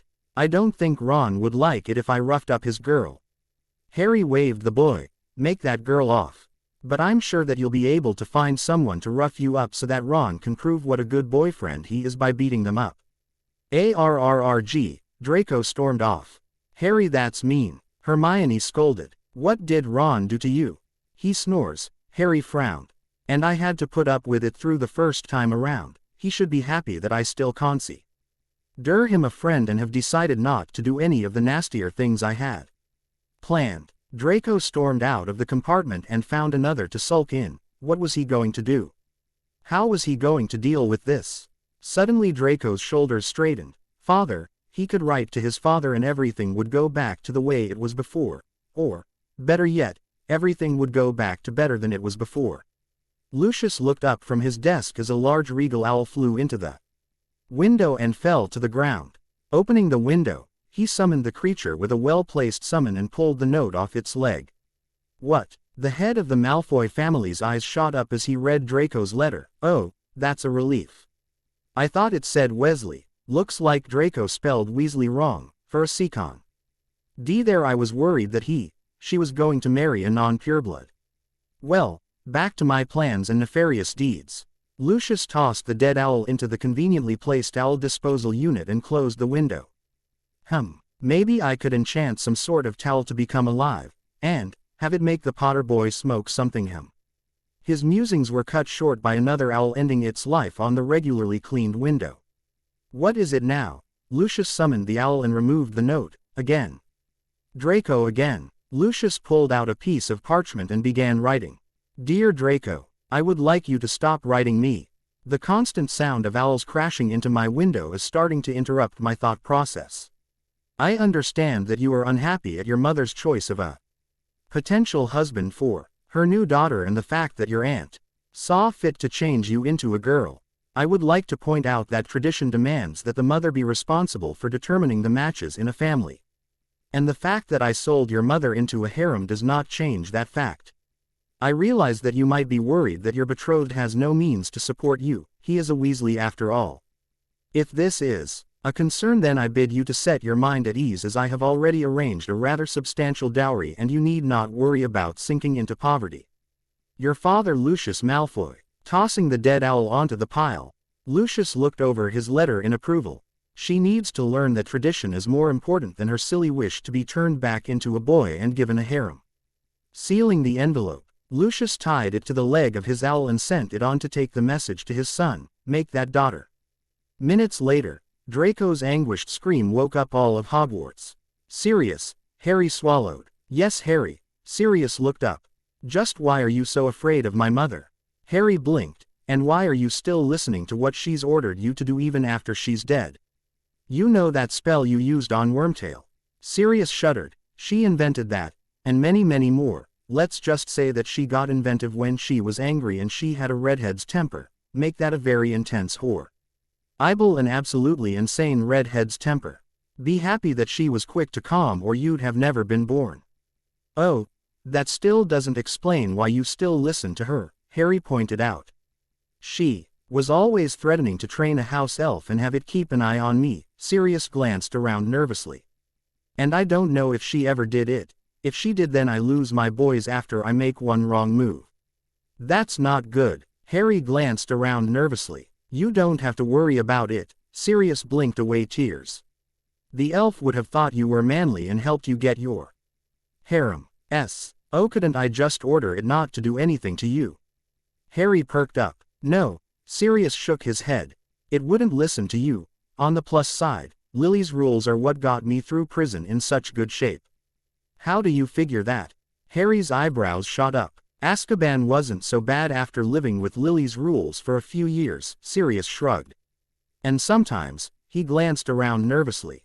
He witch in the cell across from mine would take off her clothes and give me a show. Granted she was in her 90s, but still. I did not need to get that mental image, Harry gagged. Sorry, Sirius drooped, but it's the most action I've gotten since I angered your mother that one time. Oh, Harry nodded. Sucks to be you. Have a nice night. You too, Harry. Sirius sighed. You too, Harry. Dumbledore paused for dramatic effect. You must compete in the tournament. Say what now? Harry turned away from the giggling French contingent. The hat didn't even call my name, and I'm far too busy recruiting all these French girls into my harem. Have someone else do it. Dumbledore bit his lower lip. This wasn't the response he was expecting. Every tournament, one of the headmasters will appoint an extra competitor and, I'm picking you. Screw that, Harry scoffed.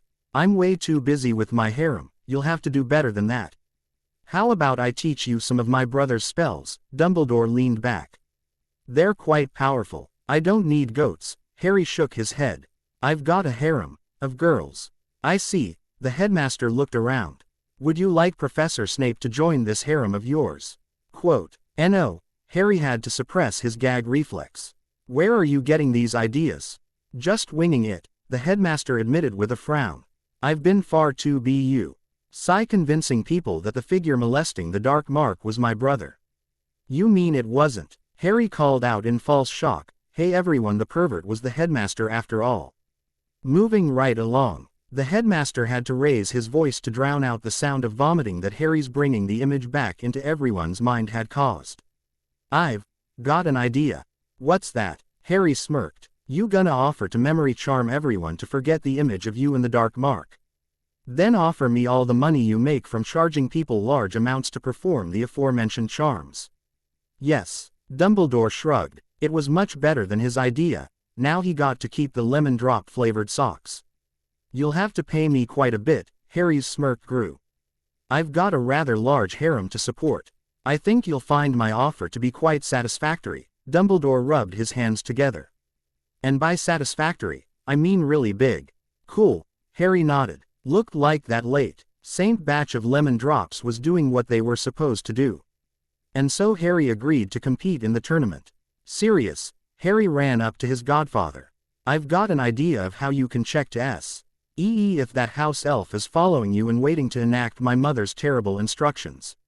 Yes, Sirius perked up. Just break on of the minor rules and see if anything happens. Harry nodded proudly. If nothing happens, then you know that there isn't an evil house elf. Oh, Sirius sagged. I've already thought of that. Won't work. Why not? Harry couldn't understand it. Well, for one thing, there were no minor rules.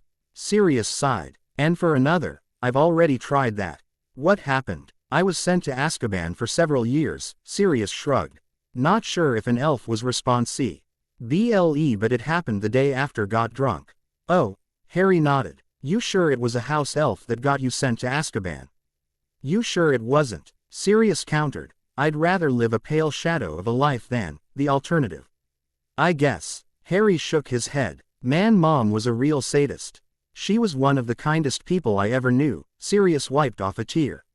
Until the incident. After that, well, let's just say that she could keep a grudge better than anyone I ever knew. Don't forget, Master, Wormtail simpered. You promised me some new equipment. Yes, I know, the Dark Lord's spirit hissed.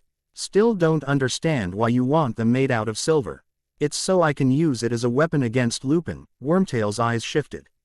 He'll die by my hand, figuratively speaking, of course. It won't actually be my hand, but rather. Silence, the Dark Lord screamed. I don't want to know about your sick fantasies. And can you make it bigger, Master? Wormtail asked hopefully. I want it to really hurt when I said silence. The Dark Lord's spirit was starting to wonder if hell would be so bad, couldn't be worse than listening to Wormtail's sick plans. Yes, Master, Wormtail sulked. But since you won't let me talk about my plans for Lupin. What is it, Wormtail? He cursed the fact that he couldn't use his favorite spell in this form. No, the Crucio wasn't enough punishment for having those evil images implanted into his head. He was going to have to invent something more effective. Since you won't let me talk about things, then why don't we just skip to the first task? Fine. The Dark Lord's spirit gave a spectral shrug. Do it. Hoot. Hedwig vaporized a large piece of ground in front of the rampaging dragon. Let's just say that the first task wasn't much of a problem and move on to the second task. How long has he been down there? McGonagall was worried about the son of her favorite students. He's still got time, Dumbledore assured his staff member. Don't worry. As if by magic. Heh, get it? Harry appeared with another arm full of girls. I thought you said the person I would miss most. Harry carried them out of the lake and put them with the others. At this rate I'll be doing this all day. When we went to the harem to pick one of the girls, well, they found out what we were going to do and they all insisted on coming. Dumbledore shrugged. None of them wanted to be left behind. I hate you. Harry sighed and turned back to the lake. Can't we just say I won and get the others out?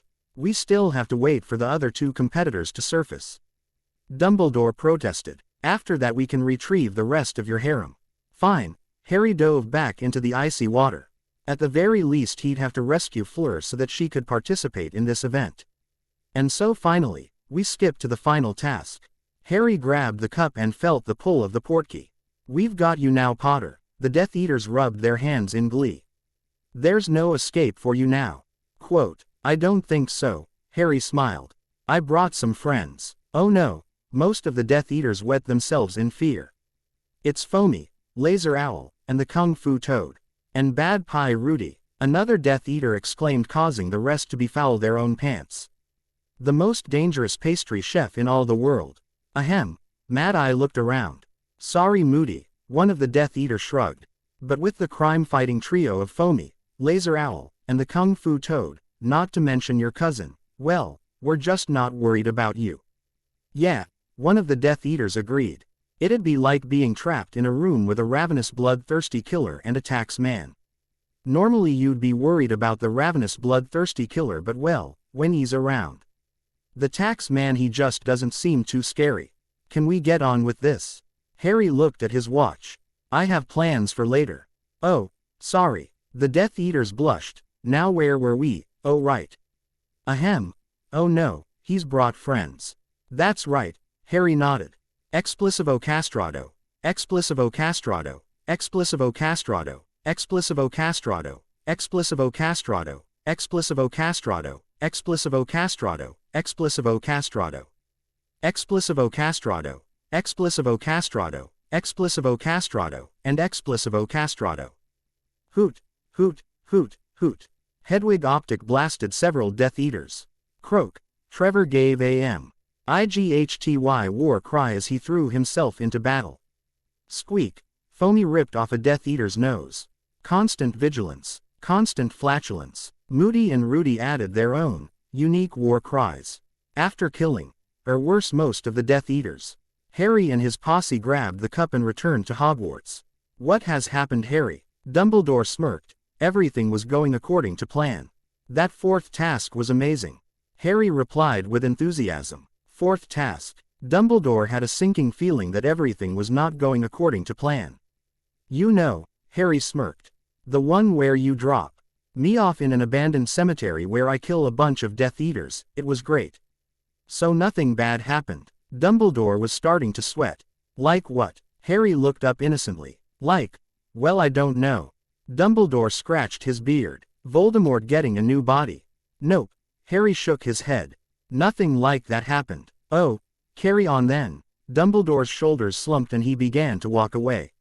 Later that night, Harry was on his way to his wing of the castle when he became aware that he was being followed. Man, Harry shook his head. What am I going to do with this vial of unwillingly taken blood? I guess I'll just put it here. Hope no one finds it. I'll bet it could be used in all sorts of evil rituals. A few feet away and hidden in the shadows, Draco smirked. The Dark Lord would grant him a handsome reward for this, and soon he would be the one with the giant harem, and male again, can't forget that. As he walked away, Harry just wondered what effect a bunch of willingly given Tabasco sauce would have on the ritual. What's happened to me? The Dark Lord looked at his new form in horror. Who is responsible for this? The surrounding Death Eaters covered their noses and fought hard to keep from gagging. The most feared Dark Lord of the time was a giant log of human waste. Don't take this the wrong way, Master, one of the Death Eaters spoke up. But I'm not going to be kissing the hem of your robe. No, I suppose not. The Dark Lord looked down at himself. To be quite frank, I was never into this sort of thing. I'll kiss your robe, Master, eh? Another Death Eater spoke up. He was into that sort of thing. I see. The Dark Lord had to hold down a stream of, well, in a normal human it would be called vomit. Not sure what it would be in this case, and I would rather not speculate. Kill him. Any new business? No, Master. The Death Eaters shook their heads. What? The Dark Lord's eyes. How should I put this? I guess I should say, maybe that they became dark and angry. Crucio. Of course there's new business, you fools. What is it, Master? One of the cowering Death Eaters asked nervously. Changing me to a form better than this, the RK Log shook his head. Maybe that book was right and it wasn't such a good idea to kill off all of his intelligent minions. That's icky. I've got the strangest feeling that I'm forgetting something. Harry scratched his chin. Let's see. Built up giant harem. Made everyone's life a living hell. Made a lot of money. Well, you killed that basilisk. Hermione asked. Did you ever get a rue? ND to making even more gold with your Philosopher's Stone? No and yes, Harry nodded. That's it, thanks Hermione. Wait, Hermione's nose wrinkled. I thought you used some sort of spell that shot soup out its nose. Yep, Harry nodded. I thought that would do it, but I guess that the snake was too tough for that spell and I'm going to have to go take care of it now, and this time I'm going to do it the way I did it before and should have done it the last before, thanks again. No problem, Hermione stretched out. Why don't you go kill it now? You deserve a break after what you did. I'll go get Fox, Harry nodded.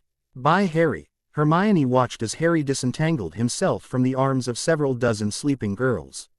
Taking care not to wake them, Harry stepped over several more sleeping girls on his way out of the room. I was afraid that I was going to wake them. Harry gave a relieved sigh and began walking towards the girls' toilet.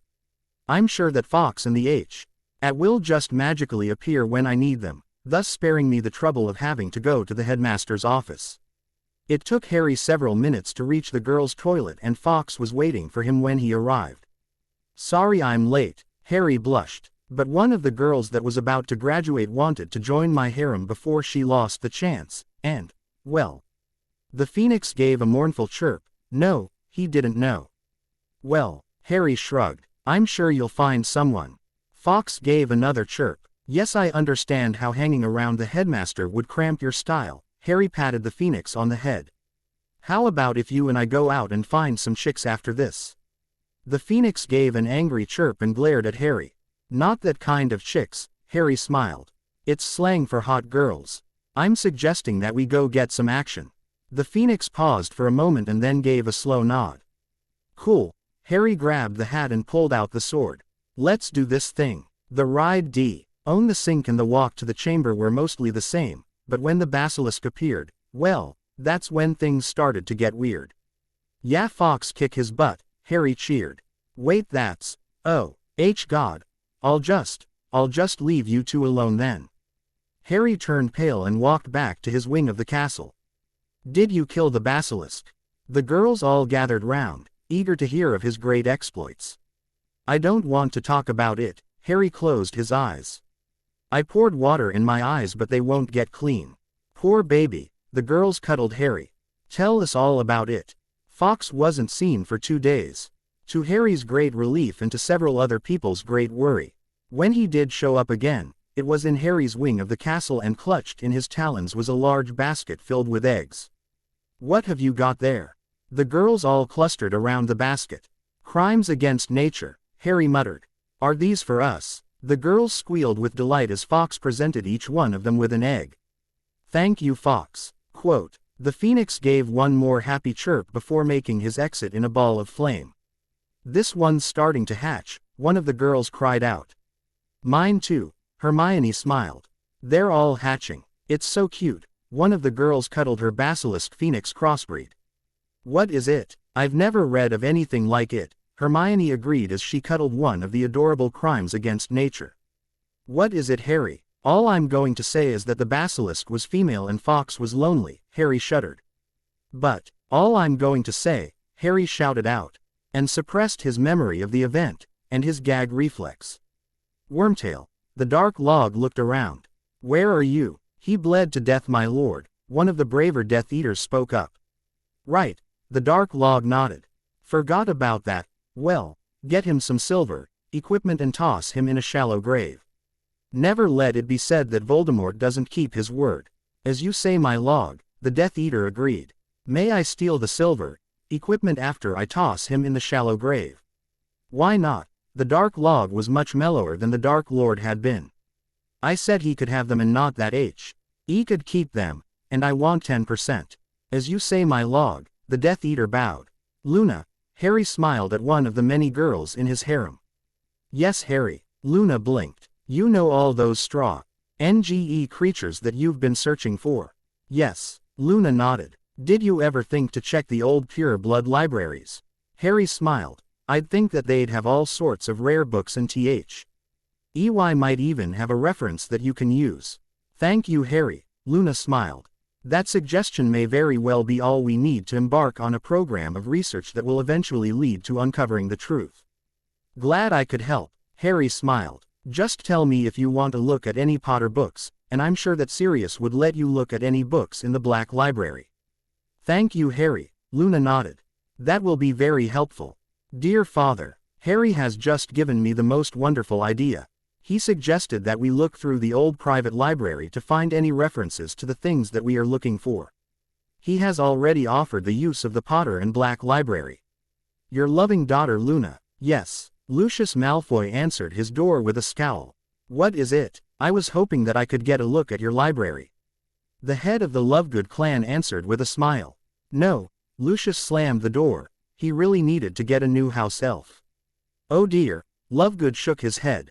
My little Luna will be so disappointed, unless. 3 minutes later the Malfoy mansion was burning, the Lovegood library had tripled in size, and Lucius learned why it is never a good idea to telephone. L.A. dangerously insane X unspeakable that he can't have something that will make his daughter happy. Let's just call it a learning experience, and Lucy proved that he was a great businessman by turning his misfortune into a source of profit by selling the information about why mansions were suffering mysterious fires. As a side note, though the Lovegood Library became the largest private library in Wizarding England, no mention of any of the creatures that the Lovegood family was looking for. The original plan was to return the books to their proper owners, until Hermione found out about them. Let's just say that not even dangerously insane ex-unspeakables were stupid enough to get between Hermione and her dream of owning the largest private library in England. Back in Harry's wing of the castle, Crookshanks watched the unbeatable trio of Foamy, Laser Owl, and the Kung Fu Toad rush off into another exciting adventure. For a few moments, he entertained the idea of joining their team. The addition of his amazing powers would make them unbeatable and evil would tremble at their approach. Then he realized that there wasn't any money in it. He then entertained the idea of becoming the IR arch nemesis. The world would shake and his bank account would grow. He then remembered that he was a cat. Being a super criminal would really cut into his nap time, and with that, Crookshanks went back to sleep. There you are. Hermione lifted the large feline. Mummy missed you so much, let's get you some yummy tuna. Yep, Crookshanks mused to himself. Why in the hell should I become a super hero or super criminal when I can sleep for 23 hours a day and have her bring me lots of yummy tuna? It just doesn't make sense. And after that, Hermione continued. I'll brush you and give you some cream. Don't take too long, one of the other girls spoke up. The scene on the train where Harry decides what to do this summer is coming up. I'll have plenty of time, Hermione smiled. I've still got that time turner that hasn't been mentioned until now. Have fun then. The other girl went back to brushing her hair.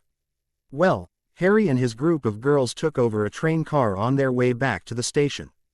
I just won a big trophy and a bunch of money. What should I do this summer? Don't forget about the horrible crime against nature you witnessed in the Chamber of Secrets, Luna spoke up. Oh God. Harry's eyes squeezed shut and his stomach rebelled. Why did you have to remind me of that? Because you look so cute when you're about to vomit. Luna gave a dreamy smile. You haven't framed your cousin and uncle for any crimes lately, have you? Hermione asked with a smile, and I don't recall you getting your revenge on Fudge. I could do that, Harry gave a slow nod. And we have the perfect idea on how to start, Hermione smiled. Oh, Harry raised an eyebrow. We were feeling kind of left out, the girls blushed. Well, what do you suggest?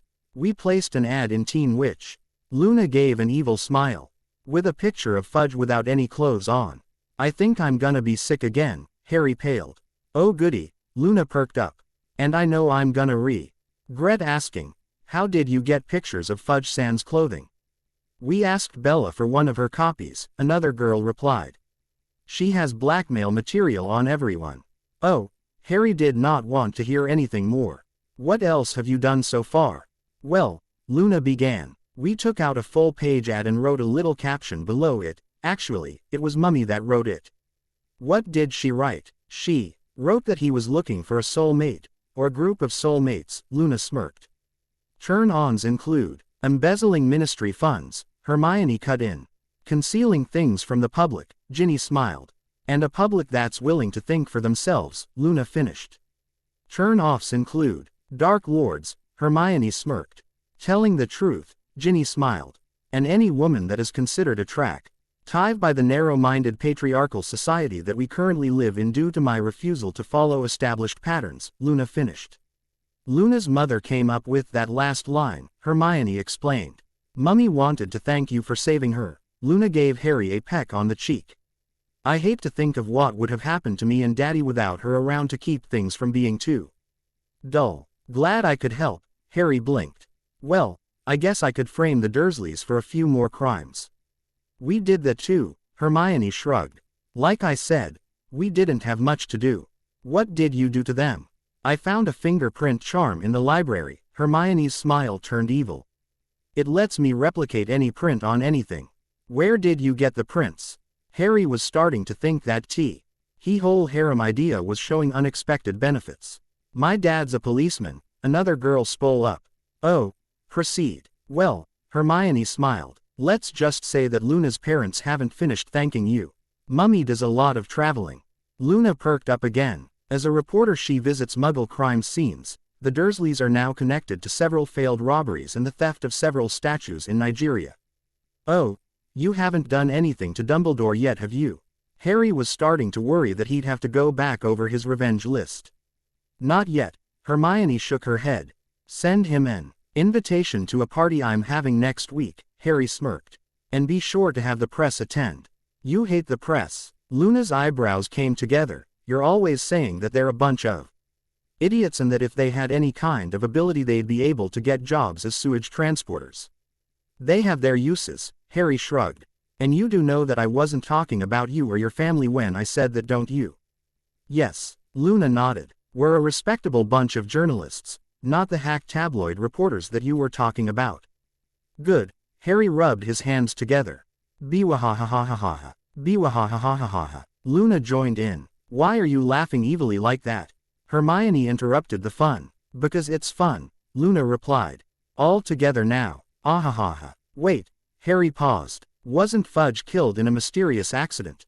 He came back as a zombie or something, Hermione shrugged. You should really keep track of these things, Harry. I suppose, Harry frowned. Zombie. Or maybe it wasn't really him that got killed, or maybe it was all a dream. Hermione was starting to get annoyed. Soap operas do it all the time, so why can't we? I guess. And now back to our regularly scheduled FIC. Luna entered and ended the conversation. I have some exciting news, the evil lawyer smiled. You won all your lawsuits and you're even richer. Hooray for us. Yay. The girls cheered. Wow. Harry blinked. That was easy. Only took a few chapters, the lawyer nodded. Not too bad if I do say so myself. Good job, evil lawyer, Harry smiled. I guess I can cancel that hit I had out on you. What hit? The lawyer frowned. No hit. Harry gestured behind his back to his all-female ninja force, telling them to cancel their mission. Just joking. Oh, okay, the lawyer shrugged. Now that I've bankrupted the Dark Lord and all of his minions, what should I do now? Sue Dumbledore, Harry suggested. Sure. Why not? The lawyer nodded. And I'm sure I can sue a lot of other people too, Snape. Your relatives, the newspapers, the minister, the ministry, and maybe that moron of a divination teacher. Have fun, Harry nodded. Now let's all go get ice cream. Yay, the girls cheered. 30 minutes later, a ravenous horde of Harry's harem girls descended on Diagon Alley's only ice cream shop. There would be no survivors. And by no survivors I mean that they ate all the ice cream. So I guess that the whole no survivors thing refers to the ice cream and not any sort of life, unless of course you consider ice cream a living thinking organism, which I do. You see, I think food tastes better when it has a mother that will miss it. Yes, I want my food to have traveled a slaughterhouse conveyor belt and then get chopped into little pieces by members of the Meat Packers Union, or non-union. A neighborhood butcher is just as good. Actually, a neighborhood butcher is better. You know, the guy that's chopping your food up, and if need be you can go to his house and kill him if he gives you a bad cut. Then you can take it to his butcher shop and grind it up into hamburger meat and sell it to dumb tourists as long pork. Not that I've ever done that. Let's just get back to the story, shall we? Why don't you all just forget I ever said anything? So, as I was saying, the girls filled the ice cream shop and it was doing the best business it had in years. Their entire year's supply was sold out in a matter of minutes. Harry, Dumbledore burst into the room. You must go live with your relatives. Lemon drop. Harry held out his hand. No, Dumbledore managed to resist. I know that you've done something to that poor innocent lemon drop. I know that you've somehow managed to bring it over to your side. It'll betray me if I eat it. Oh, how I wish I could take it from your hand and stop. Harry held up his hand. Bad enough that you had such a long monologue, but you looked like you were about to burst into song. Yes, well, Dumbledore reddened. How about I buy you some lemon drop flavored ice cream? Harry raised an eyebrow. I couldn't possibly have poisoned that. I suppose. Dumbledore's will crumbled. Here you are, headmaster. Fortescue placed a large bowl in front of Dumbledore. Thank you. Dumbledore took a large bite of the ice cream. It's very goo. Quote, everyone. Most. Some. A couple people winced as the headmaster passed out and hit the counter with an audible thump. I thought you said it wasn't poisoned. Hermione frowned, and I saw Mr. Fortescue make it. You think I'm dumb enough to anger my newest and largest source of income? Fortescue asked with a grin. You girls are like a plague of locusts. You eat everything in my shop.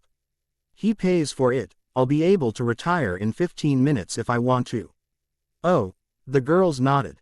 That made sense. Let me just get my wand out, Harry grinned. And we cast a few shaving charms. Laugh, could you style this? Sure, Harry, Lavender nodded. Handlebar. You got it, Harry grinned. Let me help, one of the other girls suggested. Me too, cried another. My head, Dumbledore blinked. He did it again. Where am I? The headmaster looked around the room. It appears to be a urine-soaked alley behind a seedy bar. Watch what you call a urine-soaked alley, Fortescue glared at Dumbledore from behind his counter. If you're gonna say things like that about my shop, then you can just get out. Fine. Dumbledore rose to his feet. Why did his face feel so cold? Taking a few unsteady steps out of the shop, Dumbledore looked around the alley. Who are you? A terrified Auror attempted to draw his wand. I am Albus Dumbledore. Dumbledore smiled. Don't you recognize me? Dumbledore would never have a handlebar mustache, the Auror protested. You can't be him. The Auror shook his head. And that black frock coat, that top hat, you just can't be him. Top hat. Dumbledore looked up. Yep, he was wearing a black top hat. Frock coat. Dumbledore looked down. He was wearing a pair of black pants and a frock coat. Handlebar mustache. Dumbledore reached up to feel his face and, I'm sure you can guess where I'm going with this. At that moment, a group of reporters stumbled out of one of the shops, let's say the pet store. Oh my God, a reporter screamed. Look at that mustache. Dumbledore must be evil. He was hiding it under all that facial hair, it all makes sense. Another nodded. Let's get him. No, another reporter disagreed. That would ruin the normal stereotype about the wizarding world being made up of cowards. Let's write nasty things about him. Yeah, the other reporters agreed. I thought goatees were evil, Harry mused as he put his shaving equipment away. Don't forget that the wizarding world is behind the times, Hermione reminded him. Goatees didn't become evil until the 60s, the wizarding world is still stuck in a time when large handlebar mustaches were a sign of evil. Where the hell did you get that shaving equipment? I saw you use a charm to shave Dumbledore. Then why didn't Voldemort ever grow a mustache? Harry shook his head in confusion.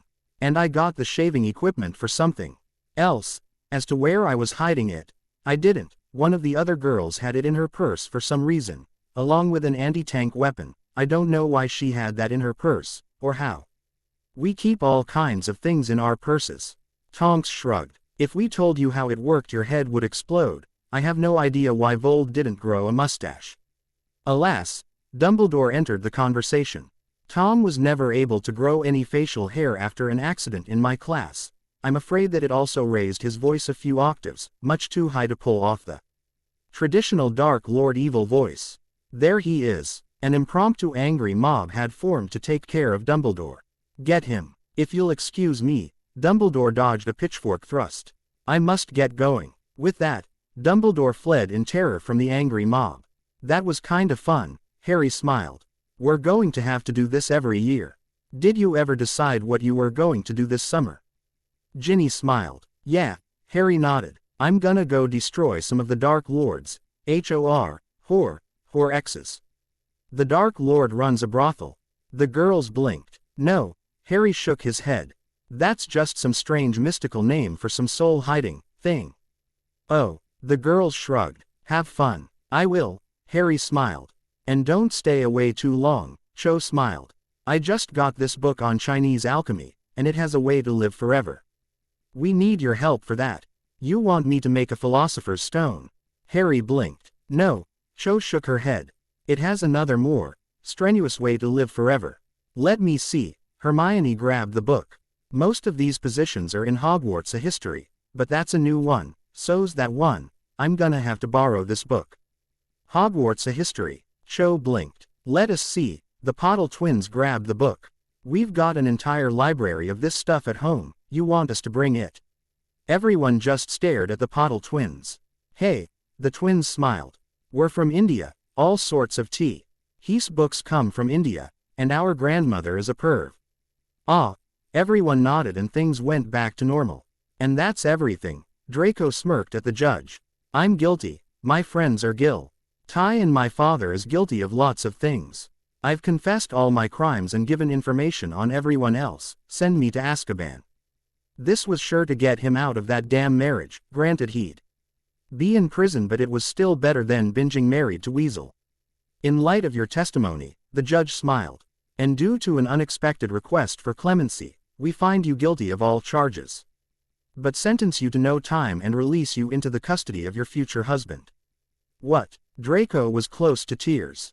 Isn't that wonderful, sissy? The voice of Draco's aunt nearly caused him to wet himself. It sure is, Bella, Narcissa agreed. She loved her Ron so much that she testified in court. Well, Draco mused to herself. At least the weasel isn't here. Why did you drag me here? Ron's mother pulled him into the courtroom. I was happy hiding under my bed. Why did you have to take that from me? We're here to give your future wife some moral support at her trial, Molly snapped. Now behave. Trial. Ron perked up. Draco is going to prison. No. The judge smiled down. And you're a lucky boy. She turned herself in and testified against several prominent wizards to prove her love for you. What? Ron passed out. What? Draco started crying. Isn't that sweet? Molly smiled. They're so happy that they can be together forever and ever. Forever. Draco started crying harder and Ron, passed out more. Why did you write that letter to the judge at Draco's trial? Ginny asked as the group descended on Diagon Alley's one-wand shop. Spite, Harry replied. I'm not done getting revenge on him. And Ron. Ginny blinked. Are you saying that you're not in favor of Ron's torment? Harry raised an eyebrow. I'm not saying that. Ginny shook her head. I'm all in favor of Ron suffering a bit more. Prince Ron likes to hog the bathroom. I was wondering why you wanted him to suffer. I told you. Harry shook his head sadly. He snores. I know that. Ginny nodded. But you've been tormenting him for years. Are you trying to tell me that it was just because of some snoring? Years of snoring, Harry corrected. And there might have been a few other things. And he may have challenged me to a prank war about 2 hours before I came back in time. And I may be ahead because there isn't a bigger prank than forcibly engaging him too. Draco. Oh. Ginny shrugged. Whatever. Why did we come here anyway? Don't you already have a wand? That's what I wanted to know. Ollivander came out of the shadows. Your wand hasn't suffered some misfortune, has it? No. Harry shook his head. But since it's Tom's brother wand, well, you know. Yes, I do. Ollivander nodded. So you want another wand? I was hoping to get something a bit unusual. Harry smiled. Really? Ollivander leaned forward. What did you have in mind? 15 minutes later, Harry exited Ollivander's walking in front of his harem. Clenched in his left hand was his new mahogany pimp cane, with a large engraved silver knob. A pimp cane. Hermione glanced at Harry's new accessory. It can cast spells and it's stylish. Harry nodded. What more could I ask for? So what should we do now? Hermione shrugged. Can we kidnap and probe some muggles? Luna perked up. No. Everyone sane replied quickly. Then can we do it to some cattle? A sea of shaking heads was Luna's answer. What about crop circles? I was hoping to do something that would get revenge on someone, Harry sighed. And innocent muggles, cows, and farmers haven't done anything to me. Oh. Luna drooped. Can we kidnap Fudge and sell him to some aliens? Sure. Harry nodded. Aliens don't exist. Hermione shook her head. In my well-known role of disputing everything you say, I have to speak up here. Sorry, Luna. That's okay. Luna patted her friend on the shoulder. While I am unsure of the existence of aliens and since I am not in contact with any aliens, I was planning to sell him to that all-goblin leather fetish club and pretend. Quote. Oh. Hermione seemed to think it over for a moment. I suppose I can't dispute that. Let's do it. Yay. The harem cheered. Whatever. Harry shrugged. Sugg. Just that the newspapers might want to buy any pictures when you hand them over. Not the Quibbler. Luna added her 2 cents. We don't publish that kind of smut. The Quibbler published pictures of your parents' wedding night. Ginny protested. And every anniversary night. You always insist on showing me. Yes, Luna agreed. But not the kind of smut that would feature the minister. That's just sick. Whatever. Harry shrugged. Let's go. Chinese alchemy is the pursuit of immortality. One method of keeping away death is Fex, or was Fex. Another was eating mercury, so I don't know how much credit I'd put in Chinese alchemy. Wouldn't hurt to try though. I mean the Fex, not the mercury. It would hurt to try the mercury. That's some nasty stuff. Omake. A true Slytherin. So tell me about this Slytherin house. Harry asked the Hat. What exactly is it? Well, the hat took a moment to think. It was supposed to be for the cunning and ambitious. Recently it's been taken over by the ineptly evil. So why do you want to put me in this house? Harry's voice remained calm. Because I think you'd bring the house back to its early days, the hat replied. I think you could make it great again. Okay, Harry smirked. I'll join Slytherin House then. Slytherin, the hat called out to the stunned school 2 weeks later. Tell me, Mr. Potter. Dumbledore fixed the boy with a stern glare. What do you think happened to nearly every member of your house? I think they committed suicide, Harry replied with a smile. And since you put truth serum in the tea I've just drunk, well, I think we can dispense with the rest of this interview. I'd love to know how a person can commit suicide by stabbing themselves in the back 17 times, Dumbledore's glare deepened. Why don't you tell me the truth? I did. Harry pulled a potion out of his pocket and downed it. And I'm leaving. I don't think my good friend Cornelius will be very happy about the way you've been trying to frame me. I'm not trying to frame you. Dumbledore tried the grandfatherly tone. I'm trying to find out the truth. And the truth is that they committed suicide, Harry smiled. That's not what your head of house thinks. Dumbledore sighed. For some reason he was unable to enter the boy's mind. Then maybe you should bring him up here, Harry suggested. He was found with a noose around his neck earlier today. Dumbledore frowned. Something I suppose you know nothing about. What a shame. Harry dodged the question. Good day, Headmaster. This isn't over, Harry, Dumbledore called out after the boy. Harry walked out of the office with a grin on his face. The old fool would check the tea to make sure that it contained the correct amount of truth potion, and he would check the potty on to make sure that it was brewed correctly, but he would never realize the truth. When those morons had stood in his way or gone against them, they had ended their own lives, just as if they had jumped in front of a train. He had been telling the truth when he said that they committed suicide, he'd just never mentioned how. Well, Harry said, leaning back in his seat on the Hogwarts Express. That sure was an eventful summer. Yeah, one of the girls agreed. You destroyed all the Dark Lord's whore thingies and had lots of adventures. Not to mention adding several girls to your harem, Hermione added. All those foreign kings kept insisting that you take their attractive daughters and younger sisters. Yeah, Harry nodded. That was kinda strange. Ah well, what do you think we should do this year? Everyone looked up as Draco's 2 thugs walked into the compartment. Crabbe frowned. We're supposed to. Goyle looked confused. I forget. Okay, Harry said with a shrug. Say, I haven't gotten vengeance on the 2 of you for anything, have I? Crabbe and Goyle both looked stumped by that question. Vengeance? Forget it. Harry waved them off. It wouldn't be any fun to get it on anyone as dumb as you 2. Quote, okay. The 2 slow boys walked out of the room. That was strange, Hermione said as the door to the compartment closed. Yeah, Harry agreed. Harry and the harem spent several more minutes talking, till they were once again interrupted by the door opening. Potter, a group of random 7th-year boys blocked the door. We want to have a word with you. What do you need? Harry didn't even bother to lift his head from one of the girls' lap. You're hogging all the girls that Longbottom doesn't have, the boy replied with a voice full of menace. I think that's going to chance, or else. Or else what? Harry closed his eyes and let the girl stroke his hair. Or else you're going to get hurt, the boy replied evilly. First of all, why are you threatening me and not Neville? Harry was giddy with the chance to get revenge on some people that he hadn't gotten revenge on yet. Because he has Bellatrix Lestrange as a mother figure, the boy snorted. And a pair of Aurors as parents. Quote, Harry smiled. Second, did you stop to think that with my harem of girls, which includes Bella, that I outnumber you?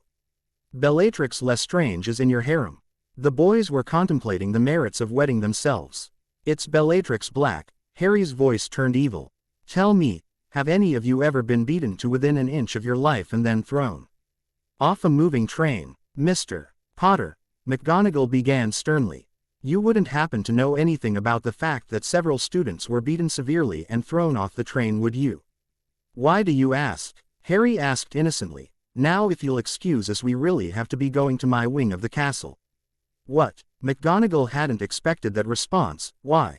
Well, what with the headmaster being evil and all. Harry had to work hard to resist the urge to giggle. I just don't feel safe being in the Great Hall with him. Oh, McGonagall replied dumbly. So I've set up a candlelit dinner for me and my harem. Harry continued. It puts us out of reach of the evil Dumbledore and lets us work on our relationship. I see. Later, Professor, Harry called over his shoulder as he led his harem down to their wing of the castle. The meal was incredibly romantic, and afterwards, Harry put his head in one of the girls' laps while another fed him peeled grapes. There's something odd here, Harry mused aloud. What is it, Harry? One of the girls asked. I've put my head on every lap enough times to become intimately familiar with them. Harry grinned. So I don't recognize this lap. Who are you? Oh darn, the strange girl replied with a pout. I was hoping you wouldn't notice. Every one of my girls is special and unique, Harry said with a grin. I'm Hogwarts, the strange girl said slowly. A human embodiment of the spirit of the castle. Oh, Harry closed his eyes and relaxed again. That explains everything. So you're not going to make me leave? The castle asked suspiciously. Nope, Harry replied, looking up at her large, healthy face. Why would I do that? Some guys might find it a bit odd to have a castle as a member of their harem, Hogwarts spoke. Some guys are idiots that get turned into girls and engaged to Ron. Harry grinned. Which reminds me, did anyone think to turn those guys on the train into girls? I did, Bella called out. But since I was all tied up and gagged in your trunk at the time. You're the one that keeps asking us to do that to you, Harry retorted. I know. Bella nodded. If you don't mind, I'll earn them into girls later today and put them in my little Orion's harem. Whatever makes you happy, Harry agreed. I still can't believe that you're so accepting of this, Hogwarts said with a grin. You're really just going to let me into your harem like that? Sure, Harry nodded. Welcome to the harem. I don't suppose anyone needs to arrange a room for you in this wing, do they? No, Hogwarts shook her head. I can do that part myself. Wonderful, Master, one of the Death Eaters said quietly. What is it? The Dark Log demanded. Has anyone thought to use a cleaning charm on you? No, do it now or suffer a painful death. Voldemort demanded. Yes, Master, the Death Eater agreed. The Death Eaters all cast the spell and Voldemort began to lose mass. He got smaller and smaller until he was just a body part. Where did that come from? One of the Death Eaters asked, and how did our master turn into it? It's what Wormtail cut off in the ritual, another Death Eaters replied. I'd recognize it anywhere. What? Several of the surrounding Death Eaters began to back away. I'm the guy that lost the coin toss and had to make the new silver equipment, the Death Eater replied. He wanted it to look the same and be twice the size. So, twice the size would be about 4 inches. 3.5. What have you fools done to me? The Dark Member squeaked. I'll have your heads for this. You know, one of the Death Eaters began. I'm starting to doubt my choice of becoming a Death Eater. A chorus of agreement filled the room. Why don't we mail him to Dumbledore and then hit the employment office? The Death Eater continued. I hear that they still have jobs open in the exciting world of food service. You guys go ahead, one of the younger Death Eaters said quietly. I should probably be getting back to uni anyway. What? The other Death Eaters looked at the man. I'm just an intern, the Death Eater explained. Here for a bit of summer credit. Class will be starting in a few weeks. Quote, you can intern as a Death Eater. I pissed off the guy in charge of internships, the student replied. He thought that a few months of getting tortured would be just the thing to straighten me out. Oh, how the hell did he know about us? I think he did it through the Muggle Relations Office, the student added helpfully. Meanwhile, a large swallow had whooped in through the headmaster's window and delivered a large package. What's this? Dumbledore asked himself as he opened a package. Curse you, old man, the Dark Member squeaked. What's happened to you, Tom? Dumbledore shook his head sadly. I expected you to go out in an epic battle. You know, something that would leave thousands dead on both sides before the hero finally emerged and cast you down. I only had a dozen followers, the Dark Member protested. How in the hell was I supposed to have enough people to leave thousands dead? I've been transfiguring bits of leftover food into corpses for the last few years in my spare time, Dumbledore explained. The old man reached into his desk and pulled out a jar. He then lifted up the package and let the Dark Member fall into his new home. I'm going to have to rethink things, I'm not sure I can have you as the antagonist if this is the way you end up. It simply won't do to have the feared Dark Lord be a body part. Now I was willing to let things go before Severus told me what form you took in your rebirth, and I said to myself, why not? Why shouldn't the evil Dark Lord be a disgusting mass of human waste? After a while I figured that it could be turned to my advantage. You know when the books come out, now. Now I just don't know anymore. At least put me in with the porn, the Dark Member begged. No, I don't think I'll be doing that. I mean, that is to say, I don't have any porn. Albus, the strange conversation was interrupted by McGonagall's knock on the door. May I speak with you? Certainly, Dumbledore called out. Come in, Minerva. Albus, what do you have in that jar? Minerva had to resist the urge to vomit when she noticed the headmaster's newest paperweight. That. Dumbledore glanced down at the Dark Member's jar. That's Tom. Why don't we just pretend that I was never here? McGonagall began inching towards the door. We can both pretend that I never saw anything. Okay, Dumbledore agreed. Looked like time was finally catching up to the old girl. She was starting to act rather odd. And in addition to never speaking or thinking about this event, McGonagall continued, why don't you keep that decoration somewhere else? At least have the decency to remove it when other people are around. Good idea, Minerva, Dumbledore enthused. He's much too dangerous to allow free reign of the castle. The chance that he may escape is too great. Yes, well, McGonagall's mind searched for a way to extract herself from this situation. I've just got to go and talk to Harry about getting that elixir to make me young again. You know how the boy is, always trying to get more women into his harem. Yes, goodbye, Minerva. Dumbledore shook his head sadly. Some people would do anything to regain their youth, even join Harry's harem. Hello, Harry greeted the severely beaten 7th years that had bothered him on the train. I wouldn't normally do this, but I figured that we were even. What do you mean even? One of the boys growled. Well, you annoyed me. I had you severely beaten and thrown off a moving train. Harry replied, and I want you to know that I'm only giving you this warning because of the Guy Code. Warning us of what? Bella is planning to turn you all into girls so you can be in Neville's harem. I figured that I wasn't angry with Neville for any reason, and since we were even. Thanks, Potter. The boys nearly wet themselves in fear. We won't forget this. I'd suggest moving to another continent. I hear Angola is nice, Harry mused. Nicer than being turned into a girl and becoming a member of Neville's harem anyway. Where's Bellatrix now? Well, Harry checked his watch. Since it's 7, I'd guess that she's tied to the wall in my quarters and wearing a rubber mask. I've got to be going. I only stepped in on my way to the library. Good luck. Harry made his way to the library and walked up to the librarian's desk.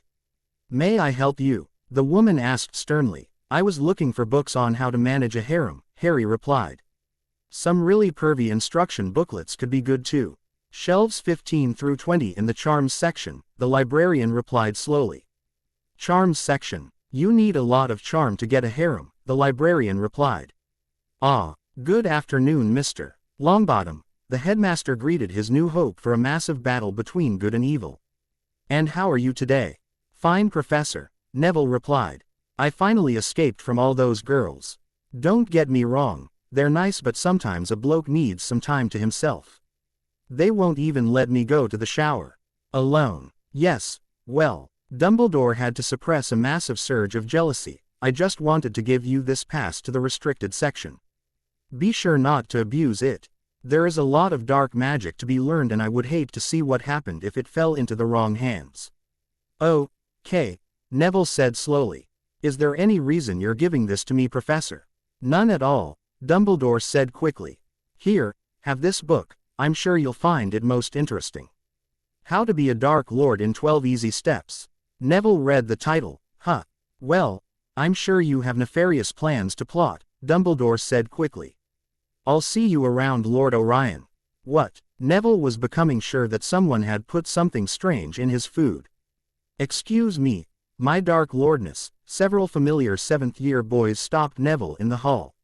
May we please join you and become your followers without becoming women? Neville blinked. May we become your followers, my lord? One of the boys repeated, and not get transformed into women. Sure, I guess. Neville shrugged. I've got to be going. The boys cheered and Neville beat a hasty retreat. What was with people lately? Hello, boys. Bella had arrived and a chill of fear went up the spine of every boy that wanted to stay male. Hello, Ms. Black, one of the boys said nervously. We talked to the Dark Lord Orion and he's agreed that it would be best if we were to stay male. Really? Bella raised an eyebrow. Why? It's tradition, one of the boys offered. To have a dark army and a group of dark consorts. It's also tradition to have a dark army of dark consorts, Bella retorted. The boys all eyed the wand in her hand nervously. We're not worthy, one of the boys screamed. We'll go on a journey around the world and return when we're finally worthy of becoming a dark consort. With a few short returns to visit our families, another boy added. We'll come back to Hogwarts or whatever dark fortress the Dark Lord Orion chooses to conquer when we're worthy. Well, are you sure you're not worthy? Bella asked slowly. Yes, very unworthy. Okay, Bella agreed. But you had better work hard. We will, the boys nodded. Living in Angola wasn't so bad, was it? Neville took a moment to think about his life and he came to a realization. Dumbledore was trying to turn him into a Dark Lord so that there would be a final battle between good and evil with Harry on one side and the Dark Lord Orion on the other. With that realization came the solution to his problems, and that solution required his friend Harry. Plan fixed. Neville went off in search of the boy who lived for revenge. He found Harry tormenting a ministry official with what could be classified as the most dark and terrible curse that ever was. Do you know what I'm going to do to you? Harry asked with a sadistic smile. No, not that. The bureaucrat screamed. Yes, Harry agreed. That. Hey Harry, Neville called out as he walked up. I hope I'm not interrupting anything. Nothing important. Harry put his wand away and the ministry official fled in well-justified terror. What can I do for you? Dumbledore is trying to turn me into a Dark Lord so that the two of us can fight a battle, Neville explained.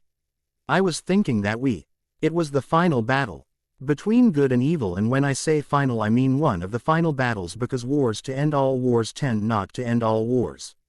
When you think about it, it could be argued that wars to end all wars just end up causing more wars. Take World War I for example. At the time it was called the Great War or the War to End All Wars, but the treaty that ended the war did nothing to address the root cause behind the war and created the conditions that would later cause World War II. So I guess what I'm saying is that the battle between Neville and Harry was unimportant in the grand scheme of things, and that the victor would only matter in the short term, but that's another show. The ground was littered with bodies from both sides, and in the end, Harry and a small number of his harem faced Neville. And an equal number of his dark consorts. Listen up, Madam Hooch spoke up. I want a good clean match. This is just a friendly game of Quidditch, so there is not cause for dirty play. This isn't what I had in mind. Dumbledore said sullenly. All those bodies I spent months transfiguring going to waste. Oh, be quiet, Albus, Minerva snapped.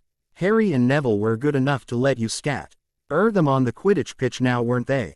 Though I do feel sorry for the house elves that are going to have to clean this all up.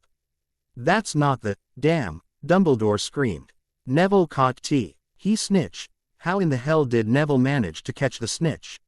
Looks like he swallowed it, McGonagall commented. Ah well, Harry'll have better luck their next game. Next game? Dumbledore asked nervously. Yes, Minerva agreed. Everyone had so much fun planning this out that they've decided to make it a semi-annual event. A Quidditch match between Harry's harem and Neville's dark consorts. I can't believe that. Dumbledore's rant was cut off by Luna's arrival. Hello, Headmaster, Luna said happily. Harry just realized that he forgot to get any revenge on you for the last chapter or two, so I volunteered to do it, explosivo diario. Excuse me. Dumbledore made a mad dash towards the castle in hopes of reaching a bathroom before conditions demanded that he send his favorite robe to the best cleaners in the land. Where did you learn that charm, Ms. Lovegood? McGonagall asked sternly. Big Book of Bowel Disrupting Charms, every spell needed to win duels and humiliate your opponents. Luna replied with a dreamy grin. Ah, the old woman nodded. Do you think I could borrow it? Harry, you got to help me. Ron burst into a room to find Harry with a strange woman. Later, hun. The woman gave Harry one last kiss on the cheek and disappeared. Who was that mate? Ron asked with an odd grin on his face. And where'd she go? That was Hogwarts, Harry replied. A.P. Apparently the castle can take the form of a beautiful woman and she wants to be in my harem. That's great mate, but I have problems, you gotta help me. Ron begged, don't let her do it to me. What's going on? Harry was quick to calm his friend. What's happening? My mum says that she's going to make me marry Draco tomorrow, Ron said. Tears were leaking out of the boy's eyes. You gotta get me out of this. Okay. The first thing you need to do is calm down. Harry commanded. I think I know a way to get you out of this, or at least to delay things. What is it, mate? Tell me, Ron. Have why? Oh, you ever heard of the French Foreign Legion? Harry pulled a portkey out of his pocket. What's that, mate? Ron demanded. It's a Muggle military unit that won't ask questions and will hide you from your mother and your wedding. Thanks, mate, Ron said quickly. What do I do? Take this portkey and tell them I sent you. Good luck. Epilogue. Ron escaped from his wedding and spent several years in the Legion. The brutal training and discipline was still better than being married to Draco. Eventually his mother tracked him down. He promptly escaped into the Los Angeles underground. Today he makes his living as a soldier of fortune. If you have a problem, if no one else can help, and if you can find him, maybe you can hire Ron. Sorry, but he was too busy running from his mother to think up a cool nickname. Harry and his harem won the next few Quidditch matches and together they had several children. Neville and his dark consorts continue their reign of terror as the most benevolent dark regime in history. They also had several children. Snape lived a happy life for a few years until the Potter and Longbottom children started trickling into Hogwarts. The smattering of Weasley children didn't help matters either. One year, nearly the entire Hogwarts class was made up of Potters and Longbottoms, and all the teachers were overjoyed to see them, except for Snape. And they all lived happily ever after, except for Snape, who kept trying to kill himself but he never succeeded. The end. Or if you'd prefer something else. What the hell? Harry looked around. He seemed to be in S. own sort of crib. Why in the hell was he in a crib? It looks like my manly little boy is awake. Lily beamed down at her child. And saying his first manly words too. Goo. Harry tried to smile innocently. Such a deviously manly smile too. Lily's smile grew. How's my manly little boy doing? Good. Harry smiled. Good. Lily nodded. Hey Lily, could you? Oh. Peter gave a fake smile. Harry's awake. Explosivo castrado. Harry grinned in anticipation as a sickly green light shot out of his finger and hit the man who would have betrayed. Ah, screw it. Wormtail screamed and rolled around in agony. James. Lily gave an excited scream. Come quick. Harry's cast his first spell. What is it? James ran it and looked down at his friend, face paling. Oh God. He must have seen me use it and copied me. Lily was bouncing in joy. Isn't it just wonderful? I think I'm gonna be sick. James tried to remember the blood-clotting charms he'd learned in school. Why did he do that to Peter? He's so manly that he must have seen Peter as competition and decided to remove him. Lily nodded. It all made so much sense, to her anyway. With Peter gone there will be more girls for Harry. He's not going to do that to me, is he? James began backing out of the room nervously. Of course not. Lily shook her head. And I'm going to tell him that he's not allowed to hurt you right now. Harry, honey, if you hurt your father then I'm going to be very angry at you and you'll have to have time out for 5 minutes. 5 minutes. James's eyes bulged. I know it seems harsh, Lily nodded. But I have to be firm with him. It was at this point that James passed out. James, wake up mate. Sirius shook his friend. Are you all right? Oh God, what happened? James looked around. I had the worst dream. If it's that Harry learned that spell and used it on Wormtail, then that was no dream. Sirius sighed. On the plus side, it turned out that Peter was a Death Eater. Healers found the mark when he went in because of, you know what. Oh, color began to return to James's cheeks.